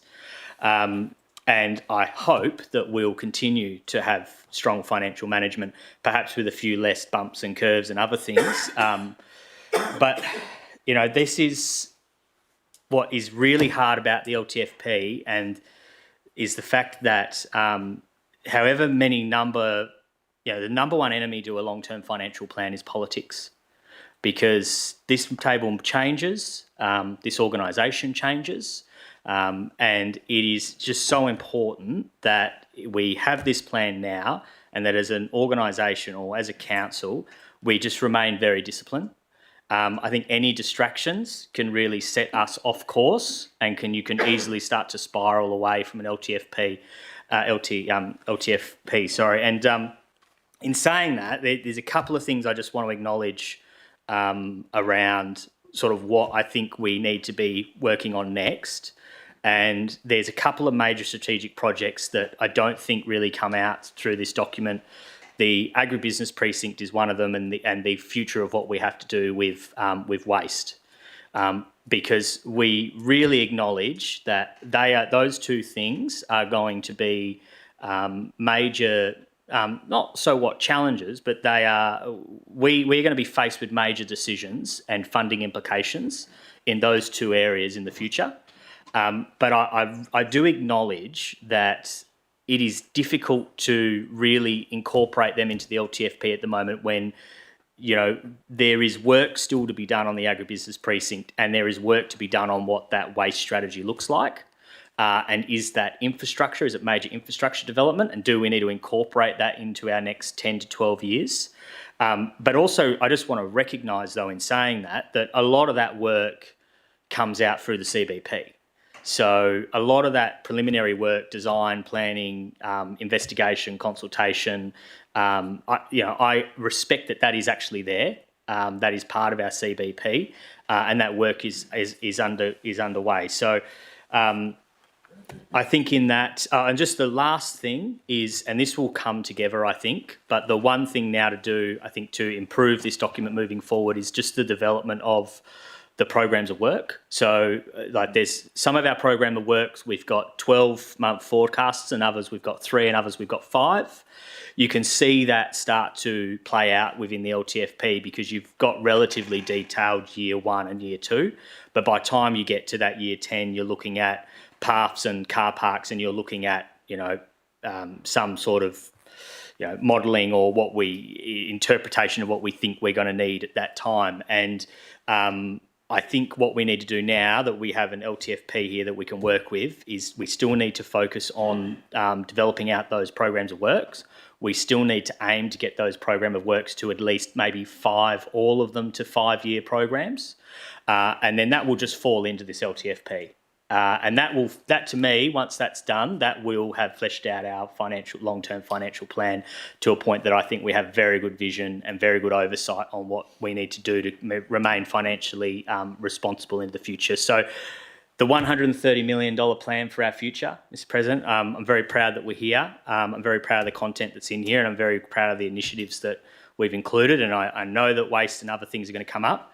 And I think that will have a place, and this is where it needs to go. And that's when we have that conversation around what will that require us, what sort of fiscal, what changes to our rating and other things we'll need to do that. So I know I've gone over time, but I will obviously support the officer's recommendation. Councillor Ferguson. Thank you, Mr. Shire President. Look, I also endorse the long-term financial plan and the motion as printed.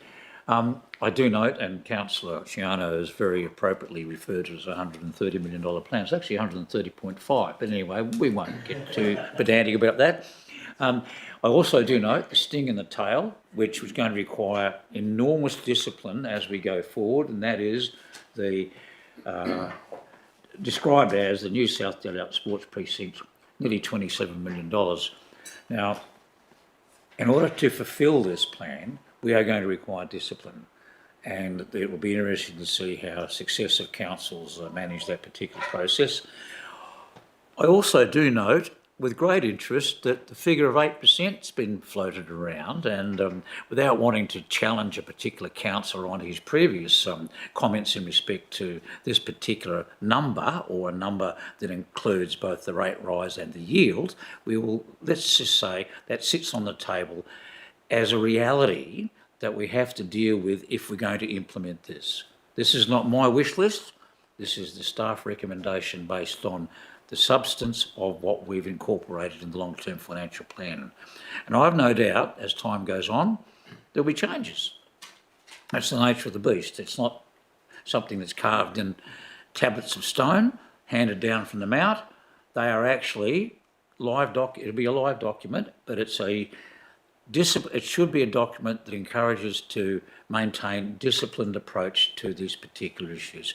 And I look forward to it being adopted, and I look forward to the future, and either in my engagement with council or into the future beyond that, that it's a document that's provided a very clear pathway on how we proceed. Thank you. Are there any speakers for or against the item? Councillor Noonan. Thank you, Mr. President. And yes, I agree with Councillor Ferguson that it appears that Councillor Ciano was dropping off the $500,000 for the car parks. It is indeed 130,500,000 plan. I think that we should be very specific with that, but also to perhaps just make the point that this will not be achieved by rates.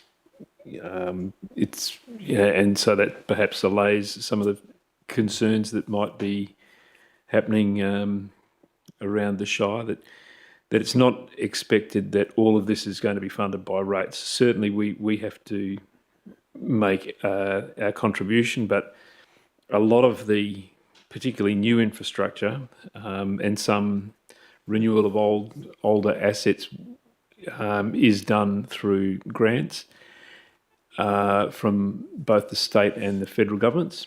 And the important point, I think, here is that you have to have this document as the starting basis to be able to go to those ministers and departments to say, look, this is where we are, this is where we'd like to be, this is how we think we can get there.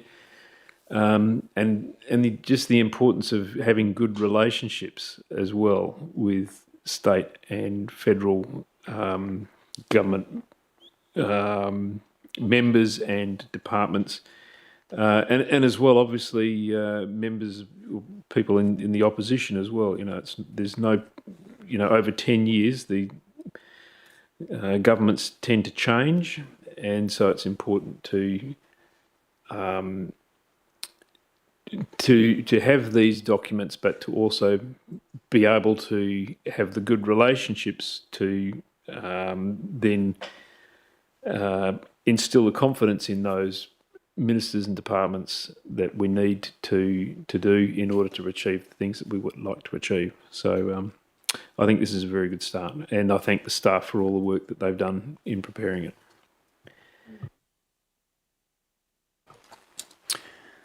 Are there any further speakers to the item?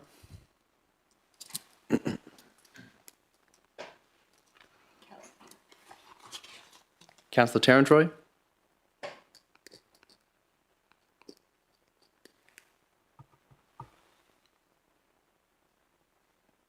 Did you?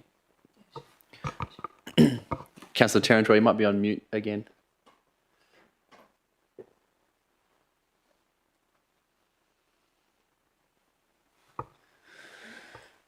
Working? Or?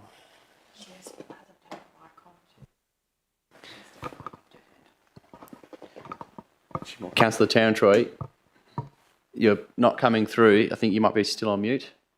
Can you hear me? Yep. Sorry. So all I want to say about the long-term financial plan for our Shire is that, like any long-term financial plan, we have to make a forecast and deliver what the community wants. However, within that, we've got fiscal responsibility and we have other constraints, whether we get grants for certain things or whatever.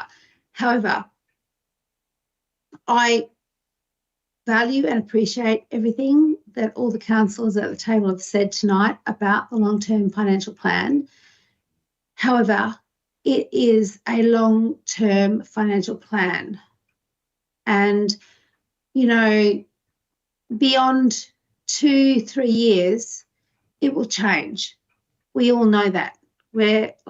Most people know that. We're all educated people. We understand how long-term financial plans work. So what I want is, as Councillor Noonan alluded to, more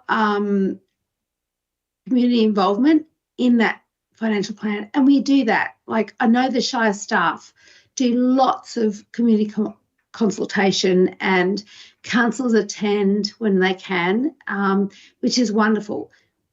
However, it's a long-term financial plan which we need to put in place so we can plan for the better future of our Shire. You know, the place we all want to live in. As Doug says so often, like the living place of choice or something like that, he says. But yeah, so, and I love the Shire of Capel, I really do.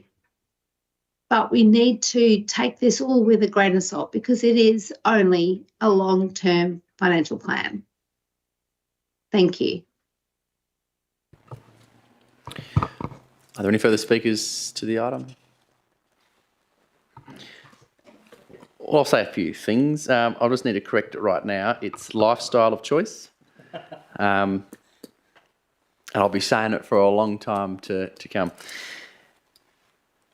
$13 million per annum is our average annual expenditure out of this plan in community infrastructure. That is a great bit of ambition, and it's concur wholeheartedly with the comments from the Deputy President.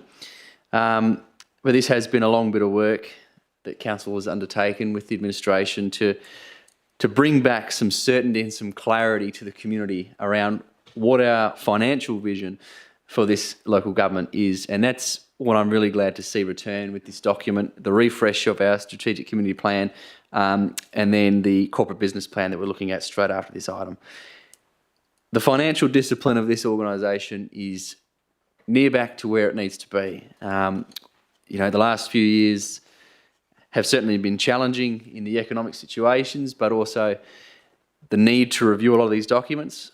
A lot of this heavy lifting is now done. And I know the comments around consistency, it's just funny that you mentioned that when we're heading right into a local government election, which who knows what it could do. At the end of the day, it's the community's decision wants to do. But the thing that I think is great about long-term financial planning, the reason that I've wanted to have this reviewed for so long is it really gives you that crystal clear cut vision to take to the community around what we're actually doing. As great as it is to have all our enabling plans on the website, and that's worth noting what's actually feeding into this you know, it's our place plan, the integrated growth framework that eventually gets adopted, our communication strategy, our age-friendly strategy, the new youth strategy when that comes in a few months, our economic development framework, access and inclusion plan, you could keep going on, there's a whole bunch. They're all great documents and certainly worth looking into, but if you really want to see what we're doing year by year, the long-term financial plan pulls that together, and you can see what we're looking to allocate for our roads, our paths, our community infrastructure every year, seen very clearly right there. But it also spells out the future implications, not only in terms of rates, but the revenue, the requirements that this organisation needs to be able to deliver these community priorities. But it's certainly worth looking at just even the forecast significant projects out of this document for the next few years. There's some big work there. Regional enabling infrastructure is involved, but also right down to just those little community projects, which sometimes it is just a few $1,000s, but they do make all that difference for our community groups. And sports spaces have certainly been a key part of the long-term financial plan, this reiteration, because it is an amenity the community has wanted to see improvements in. And it's where we're also seeing a lot of growth in our community activities across the district. And Dalyellup is certainly no exemption to that trend, but also our other communities in need of some much needed refurbishment, particularly around that Boynup Memorial Park space there and the skate park in particular. So really looking forward to seeing this project come in over the next few years. Yeah, I suppose I could keep going on, but I also got to be careful because I know I've been referred to a certain US president a few times in the last few months, particularly around my commentary around the annual budget adoption last month, so I won't get too excited again. But look, I do really appreciate the work everyone has put into this document. It is a whole administration effort, as much as it does sit with our corporate services and our manager of finance over there, who I know attended this evening because he certainly has his name attached to a number of these documents there, Andrew Mataboni, who it's also worth noting he received Meritorious Service Award from Walga in recent months. But it is a whole team effort from the administration, working all, from Parks and Gardens all the way through to our planning department to actually feed into this document to ensure we have the resources allocated for this organisation into the future. So, well done to all. I really do hope, but I'm sure she's not. But I like to think she is. The director, Samantha Chamberlain, is watching this from wherever she is with her pina colada. So, but I'm sure she is, because she's certainly had a lot of passion and interest in this document over the last 12 months as well. So I won't waffle on anymore. I commend it to the council.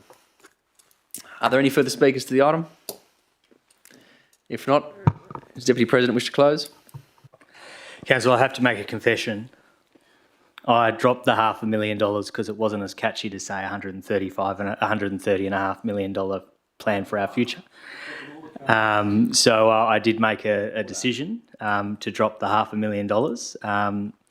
Not from the long-term financial plan, though. Of course, that's still in there. So I do have to confess, I did that for theatric value. But I think I just want to reiterate the comment that Councillor Noonan made, and that is that there is quite a significant amount of money from grant funding. And perhaps one of the more detailed components of this LTFP compared to ones previous is that breakdown of where the funding comes from, not just from grant and municipal funding, but also from which various reserves that's been funded from. And the reserve data in here is actually quite interesting in the fact that you really see that sticking to this plan, you essentially end up back at the 10-year plan having delivered $130.5 million worth of infrastructure, and you are actually back at where your reserve started 10 years earlier, noting that obviously there's a big spike before you get to that big project at the end, which is that South Dayala Sports Precinct. So, I am proud of the organisation and proud that this document is here. And so I've given it my full support, and I hope Council does as well. With that, I'll put it to the vote. Those in favour? Councillor Terrentry, for or against? For. And that's carried unanimously. All right, it being past 8 o'clock, I'll adjourn the meeting for 10 minutes to allow for light refreshment.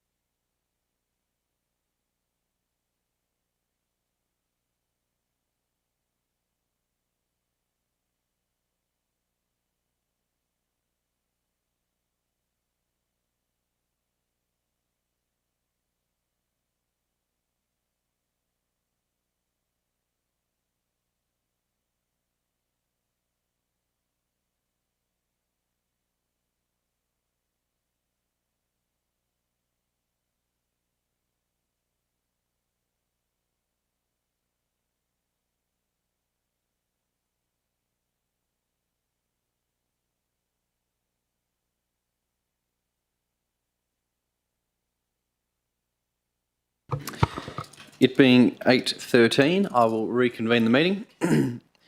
Item 15.4, Shire of Capel Corporate Business Plan 2025 to 2029, final adoption. Is there a mover for that plan? The Deputy President. Is there a seconder? Councillor Ferguson. The Deputy President. No, I don't think I have anything to add. I think a lot of the same comments from the last couple of plans could apply very well to this, so all good. Councillor Ferguson. Thank you, Mr. Shire President. I've actually got a bit of a question on one of the attachments, and I'm just curious about this. I can't say I've scrutinised every one with great diligence, but this one caught my eye. It's under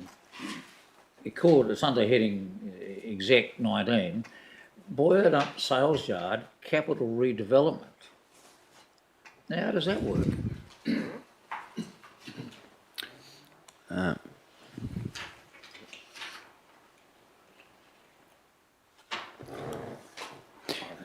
I suppose what it is the action description there, ensure compliance with the development application for the Boyard Up Sale Yard capital upgrade in accordance with lease condition. So it's appropriately ensuring that there's compliance resources allocated to that DA. They haven't done it. That'll be council has endorsed a DA for the sale yards. Yeah. Yep. But how? I'm sorry, the question through you, Mr. Shire President, what respect? If it's actually ensuring compliance with the DA, we don't have that particular outcome, do we? I mean, they're been pleading with us to forego on that compliance requirement. I know it's a nitpicking, but I'm just curious as to why it's popped up. I'm going to start talking about parts of the lease. I'll defer that question to the Deputy President. Yeah, thank you, Mr. President. Just for the sake of managing any potential conflict of interest, so Councillor Ferguson, can you just clarify your question on the item? And I'd probably suggest that you not discuss any terms of the lease, if that's appropriate. Thank you, through Mr. Shire President, to you, Mr. Deputy Shire President. I'll happily withdraw my question and leave it as is. All right, no worries, thank you. All right, are there any speakers for or against the item?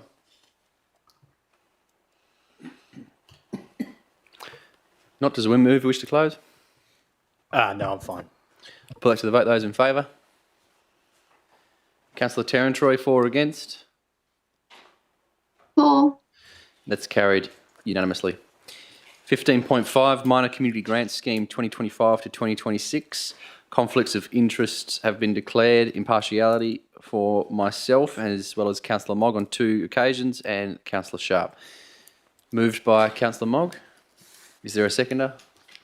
Councillor Ferguson. Councillor Mogg. Thank you, Chair. I move the motion as read, and I'm excited to see this come to Council.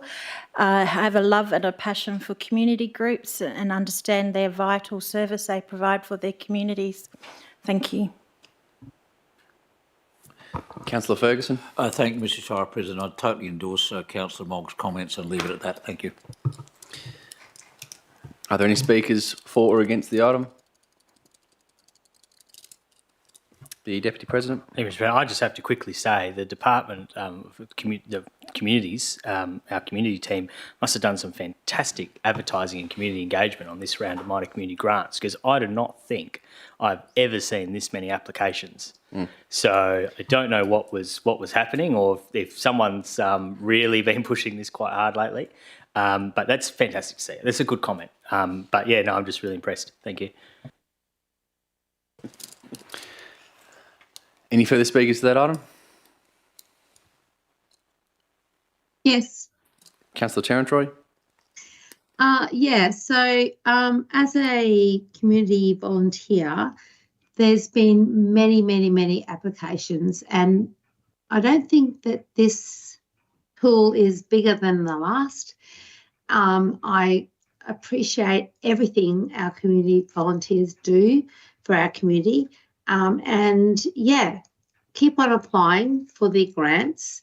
But yeah, I don't think this pool is any larger and has had more applicants than previous pools. Thank you. All right, any further speakers to the item? Councillor Noonan.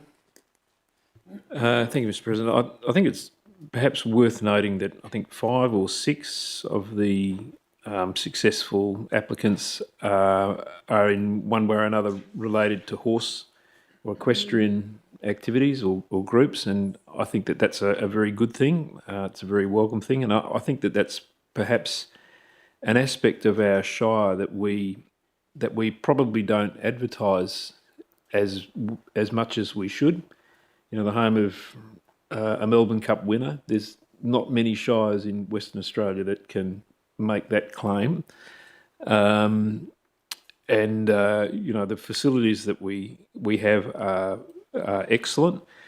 I think that we might even consider replacing the cheese on the Shire logo with a horse or a horseshoe. Just a thought. But I'm very happy to endorse this list. Poke. Not going to let that get to me. Are there any speakers to the item? If not, Councillor Mogg, do you wish to close? I'll put that to the vote. Those in favour? Councillor Terrantroy, for or against? For. That's carried unanimously. 15.6, Event Sponsorship Scheme. Is there a mover for that item? Councillor Mogg. Seconder? Councillor Sharp. Councillor Mogg. Thank you, Chair. I move the motion as read, and another one I'm excited about, being an event coordinator myself. I understand what it's all about and what gets an event together and the benefits they provide to the event organisers, their sponsors, the attendees, and the much needed injected cash flow for some events into their communities. So I highly endorse this one. Thank you. Councillor Sharp. Yes, I can't but help agree with Councillor Mogg and the importance of supporting events within our community and our shire. It's really so vitally important. It's very pleasing to see this here. Are there any speakers for or against the item? Yes. Councillor Terrantroy. For. So, yes, I think it's wonderful that we're spending just shy of $30,000 to provide 10 events within our community. And yes, I so love and appreciate all of our community volunteers that make this whole scheme happen. Thank you. Are there any further speakers to the item? Councillor Mogg, do you wish to close? I'll put that to the vote. Those in favour? Councillor Terrantroy, for or against? For. That's carried unanimously. 15.7, Shire of Capel Interim Audit Report, year ending 30th June 2025. Is there a mover for that report? The Deputy President, is there a seconder? Councillor Ferguson. The Deputy President. Thank you, Mr. President. I don't think I have much to say on this. I think this is a very transparent way of reporting the interim audit report. I notice that quite a considerable amount of significant risks revolve around IT, and I mean, we only just last month endorsed that ICT plan, and I think there was quite a considerable amount in there from memory about data sovereignty and cybersecurity. So I've got absolutely no doubt that the organisation not only actioning the items from the interim audit report, but also actually facilitating improvements in those areas as well. So I think this is a very good and transparent report, and so I'm very happy to support it. Councillor Ferguson. Thank you, Mr. Shire President. Look, I just support and endorse everything Councillor Shiano has said, but also like to say that my observations are that in the short time I've been on council, we have moved forward with the comprehensive nature and timing of the audit reports to the satisfaction of all. Thank you. Are there any speakers to that item, for or against? Anything further from the mover? No. I'll put that to the vote. Those in favour? Councillor Terrentroy, for or against? For. That's carried unanimous. 15.8, Shire of Capel Regulation 17 and Reg 5 audit reports. Is there a mover for that item? Councillor Mogg. Seconder. I'll second that item. Councillor Mogg. Thank you, Chair. Again, I move this motion as read and support the officer's recommendation. Thank you. In seconding this item, we've worked through some of these issues through the Audit and Risk Committee, so there's a couple of things there to sort out as part of the regular Reg 7 review, but nothing that we're not aware of, all reported there anyway. So commend the motion. Are there any further speakers to the item? Councillor Mogg, anything further? Put that to the vote. Those in favour? So I'll just say it again. All those in favour? Those Yes. against? Councillor Ferguson? I need to vote. Hang on, I'll do that again. All those in favour? That's right. Yes. Councillor Terrentroy, for or against? For. That's carried unanimously. 15.9, Corporate Risk Register Quarterly Review. Is there a mover? Councillor Mogg. Is there a seconder? Councillor Sharp. Councillor Mogg. Thank you, Chair. Again, I move the motion as read, and it's Risk Register Quarterly Report. It's an important document and support it. Thank you. Councillor Sharp. Are there any speakers against the item? There being no speakers against, I'll declare it carried by unanimous consent. 15.10, Audit Risk and Improvement Committee Terms of Reference Review. Is there a mover for those terms of reference? Councillor Mogg. Seconder. Second, the Deputy President. Councillor Mogg. Thank you, Chair. I move the motion as read, and I'd just like to add I'm pleased to see this come because, yes, terms of reference definitely need a review. I came unstuck recently a few months ago with a motion I brought to Council, and so I endorse. Thank you. The Deputy President. No, I'm right. Thank you, President. Are there any speakers against the item?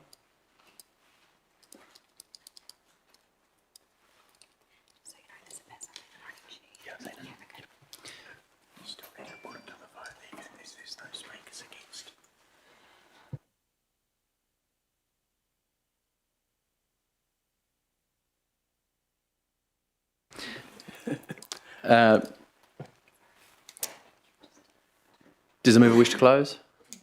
I'll put that to the vote. Those in favour? Councillor Terrentroy, for or against? For. That's carried unanimously.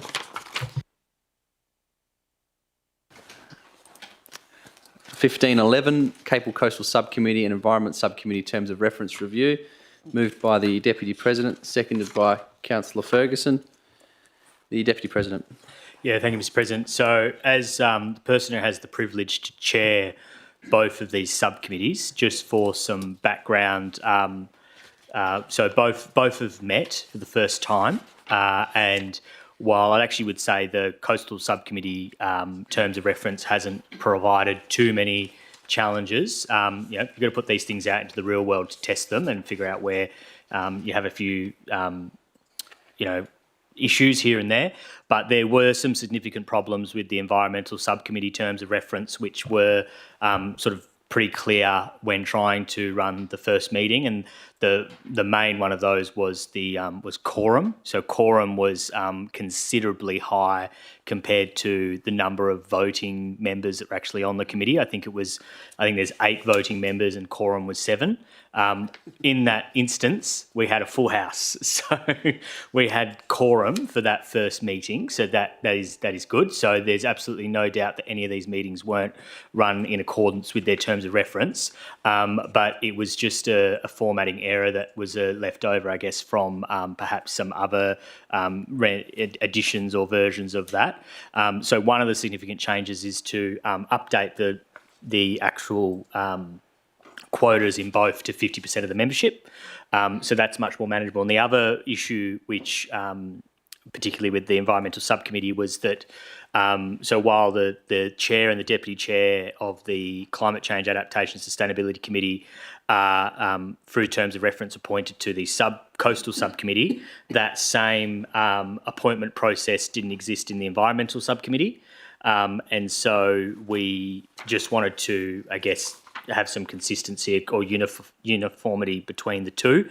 And that did also, in saying that, it's actually 9, and Councillor Ferguson was an apology for that meeting, unfortunately, anyway, but I don't actually think I would have been able to let him into the room because of that particular appointment that hadn't occurred. But like I said, we still have quorum. So very small changes, but will make it far better and more able for the chair to actually run the meetings accordingly. And like I said, there's absolutely no concern at all that those meetings weren't run within those terms of reference.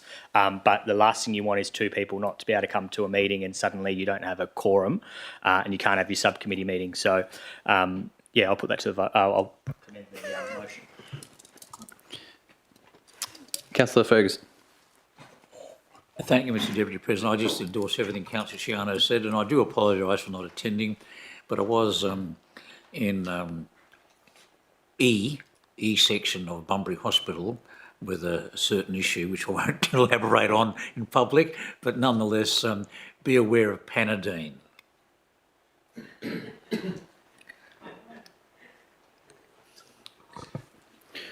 Thank you.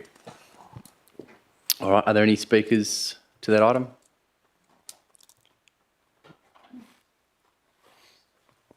No, the mover wish to close? Actually, I just have to say one thing, and that is I actually want to just apologise to Councillor Ferguson because in any other form of government, it's actually very poor form to recognise if someone is absent from a meeting. And I did address the fact that he was an apology from that meeting, but that is actually, I think, from my view, actually was out of line of me.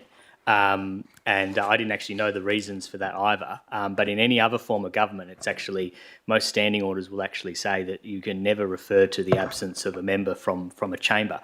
So I do wish to apologise to Councillor Ferguson for making that remark. All right, I'll put that to the vote. Those in favour? Councillor Terrentroy, for or against? For. That's carried unanimously. 15.12, accounts paid during the month of July.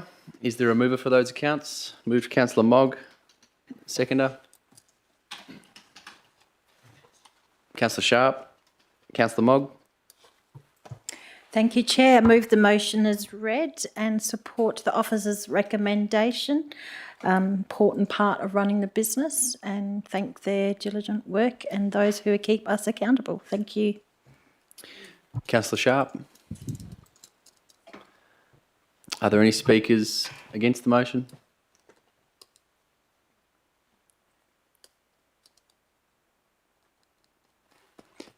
There being no speakers against, I'll declare the resolution carried by unanimous consent. 15.3, the financial reports for the 30th of June 2025. Is there a mover for that item? Councillor Mogg. Seconder. I'll second those. Councillor Mogg.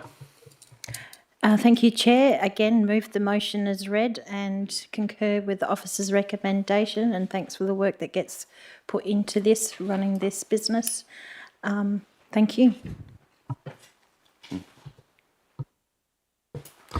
As a second, concur with those comments. I suppose we start to see the true nature of the carry forward figure that we'll take into this financial year with those financial statements for June. So I think Council was pretty clear with its budget adoption last month around its expectations of capital work delivery and project delivery. So probably just use every opportunity I can to remind the administration of that prerequisite there. So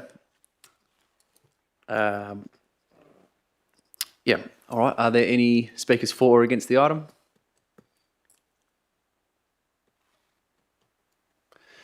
No. Does the mover wish to close? I'll put that to the vote. Those in favour? Councillor Terrantroy, for or against? For. That's carried unanimously. There is no new business of an urgent nature. Public question time. There being no members of the public in the gallery, we'll move to motions without notice.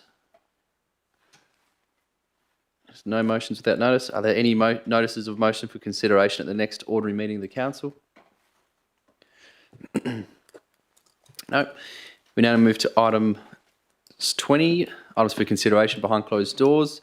However, the first item, 20.1, FOGO processing for the financial year 2025-26, is no longer going to be considered behind closed doors. Is there a mover for that item? Moved by Councillor Mogg. Is there a seconder? Seconded the Deputy President. I'll just remind councillors that there was that recommendation, updated recommendation that was also circulated to you prior. That is the one that is being recommended by the administration now, and that is the one that's... Oh, okay. I'll read it out for public benefit. So the recommendation now reads that Council 1 does not accept the submissions of the regional request for tender. 2, continues diverting FOGO collections to landfill for the 2025-26 financial year. 3, authorises the CEO to collaborate with surrounding southwest local governments to investigate regional FOGO processing facilities and infrastructure with potential funding and grant opportunities from the state government. 4, requires the administration to prepare a report to council by June 2026 to establish alternative solutions for FOGO processing should investigations in recommendation 3 not be successful. And 5, allocates any remaining funds from the FOGO processing budget to the waste reserve. Councillor Mogg. Thank you, Chair. I move the motion as read and support the officer's new alternative recommendation. Thank you. The Deputy President. Thank you, Mr. President. I know that this is not an ideal situation for the Shire to be in, and I do appreciate that. And I know that unfortunately, these types of situations don't align with the state government's waste strategies and the strategies of the Department of Water and Environmental Regulation. And in a time when local governments are adopting FOGO processing and FOGO collection, it seems that the Southwest is held with its hands tied and nowhere to go. I will just clarify by saying that I 100% support the recommendation that has been presented by the staff. And I think that at the current climate, I think it's the only option, essentially. I do not think the alternatives which will come with significant cost to the ratepayers are a solution. I think the only solution is some sort of well-established, well-funded, strategic vision for actual viable FOGO processing facility in the southwest. It's as simple as that. Until the day that that happens, we will continue to have these problems. But the reality of the situation is that we have a Bunbury-Harvey Regional Council or the Banksia Road processing plant or facility that is closed up shop because of contamination within their compost, and it was the department that did an investigation and found that contamination or chemical contamination of that compost late last year. The reality that with all the education in the world, I think it is almost impossible to achieve a 1% contamination rate. So I think the Shire's done all it can. I think the Southwest has done all it can. I think there's been a very good collaborative approach from the 7 local governments that use that facility. But the truth is that when there's no support from state government, this bill will ultimately be left to the ratepayer to pick up. Now, I actually think in the short term, I think we'll need to consider or review. It's obviously within the waste services contract, the delivery of a 3-bin service.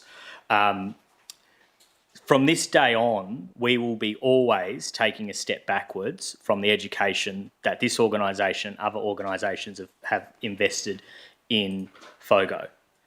this will, from this day on, the conspiracies of, oh, it doesn't matter, it just goes to landfill, come true. And that is going to take generations for any organisation and the Southwest to rectify. But the reality is that is not the Shire of Capel's fault. That is a state government failure, a failure to actually deliver viable waste solutions in the Southwest. And I don't know what the Harvey Regional Council has been doing, but they obviously haven't been managing that site sufficiently, and that the site is not fit for purpose. So we need some serious investment. But until then, I don't think we have any other choice unless we want to absolutely reach into the pocket of the ratepayer again and ask them to pay more for a service they currently get. All right? It's more for the same, or it's the same for less. So there's your two options, more for the same or same for less. And I respect the survey that was done. I think actually had quite enough. The number of responses to the survey is good. I think that is a workable sample size. And there was a question in there about would you be happy to pay more for the same or the same for less, that sort of thing. And if you actually then read through, and when you look at it, it's about 50-50 saying somewhat yes, maybe, rather than somewhat no, absolutely not. And then you look in the other section and you actually realise that about half the written comments are one way or the other as well. And so I think that the actual community is a bit more divided on the matter of willing to pay more for less, more for the same or less for more. And so I think that the solution that we've got here is really the only option for the organisation.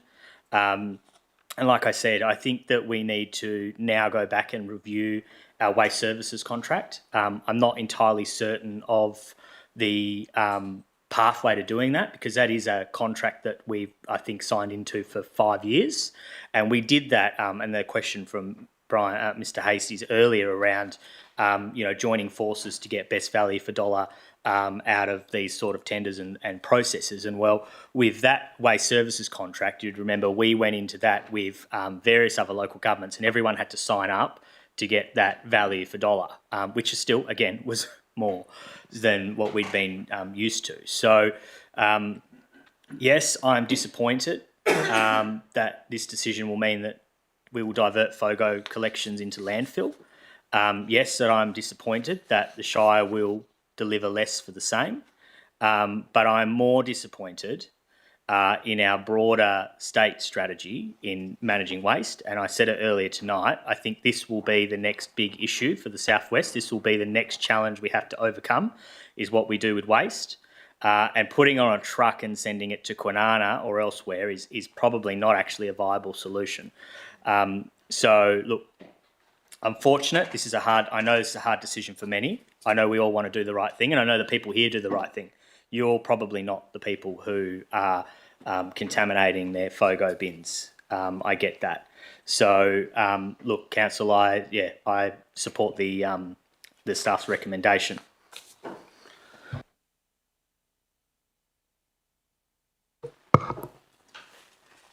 Are there any speakers to the item? Councillor Ferguson. Thank you, Mr. Shire President.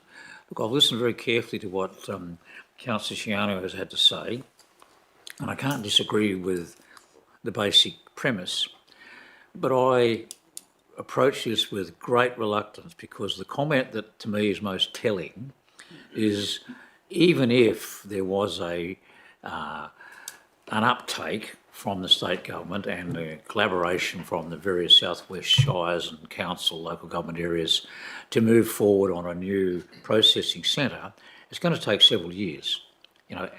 At best, by the time they go through the environmental issues, all the other hoops that are going to have to jump through. And in the meantime, we've gone from striving to educate the community to deal with the 3-bin system, to be disciplined and hopefully very considerate of the FOGO bin, which is just going to be, and as Councillor Shiano said, is just going to be dissipated. And I think he's probably right. Tragically and sadly, he's probably right. It'll probably take decades to get it back. And so I'm wondering if there just isn't some silken thread we can hang on to to get some action on this particular matter sooner rather than later. I support the recommendation, but I would also like to see that the Shire President, and I don't want to instruct him and give him orders, of course, but use whatever best endeavours he can, along with the other our local Shire Presidents and mayors, to get this on the agenda, because this is extraordinarily important. We just can't go on into the future filling holes in the ground. We've got issues that Councillor Noonan and I and other councillors are concerned about contaminated sites that we're going to have to deal with into the future, notwithstanding the long-term financial plan, pardon me, but we will actually be creating monsters for the future. And we've just got to do something about it. We shouldn't just passively, and I'm sure we won't, but I want to stress that I don't see that this motion passively accepts the status quo that's been thrust upon us. There's the secondary issue that if in the end we actually retrieve or recover the FOGO bins, I did see a figure floating around at some point that costs an inordinate amount of money. I mean, and of course, once they're retrieved, and if we ever re-implement the program any time in the foreseeable future, we've then got to go back and buy new bins and redistribute them. This is nuts. This is nuts.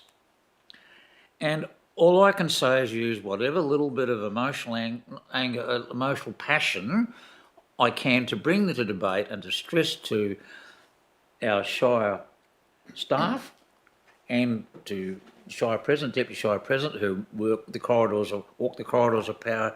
We've got to do something about this. I actually am totally dismayed we have to even vote on it. Thank you. Are there any other speakers to this item? Councillor Sharp. Yeah, I've listened to Vice President Shona and also Councillor Ferguson, and I sit both there. I feel really disappointed that we have to come to this determination, and it's an enormous problem, waste, and of course none of us appear to be making any less of it. So it's not something we can, excuse the pun, sweep under the carpet and walk away from. Seriously, we have to address it totally and utterly before we can even move forward in the future. If we don't do something about it, it's going to get worse. And I really feel community education has been beaten hard, but it does come back down to the individual and their idea of consumption and what they do at a household level, which also means I'd love to see the community come up with some viable ideas, and I feel that a lot of consultation is still needed on this to come up with some really serious solutions to these problems, including, as Vice President Shona says, the state government, who I feel has been very absent in this process. I will be voting on this motion, but as per Councillor Ferguson, I feel it's under a bit of duress. Are there any further speakers to this item? Yes. Councillor Tarantroy. Look, I agree with everything my fellow councillors have said. Shishano, Ferguson and Sharp. Waste is a huge issue, and we've, like, the Shire, and love our Shire staff for all of their work to promote and to educate the community how to dispose of waste. However, it didn't work, and I think that the 10-year plan, it's a 10-year plan at least to re-educate people, because you've got to re-educate generations. So we have to keep doing that thing. And if that's what the community wants, if that's what the community says, like our residents want, to pursue FOGO, let's do it. Yes, it's expensive. And yes, right now, it's all going to landfill. That's out there. However, in my household, as an example, and I'm not trying to preach to anyone, I'm just saying, in my household, in every home that I've lived in through Australia, in all the places I've lived, I've had a compost heap, and we waste very little, very little. And I know that farmers don't waste much either. And I know that there's so many other people out there that have this mentality of, you know, using their waste to produce food, compost, and put it to a productive purpose. And it does sadden me that we are sending our FOGO right now to the tip, to landfill, because that's not what a huge amount of the community want. The residents don't want that. And we've had that verified to us through the community surveys that we've had put out to the community and they've responded to.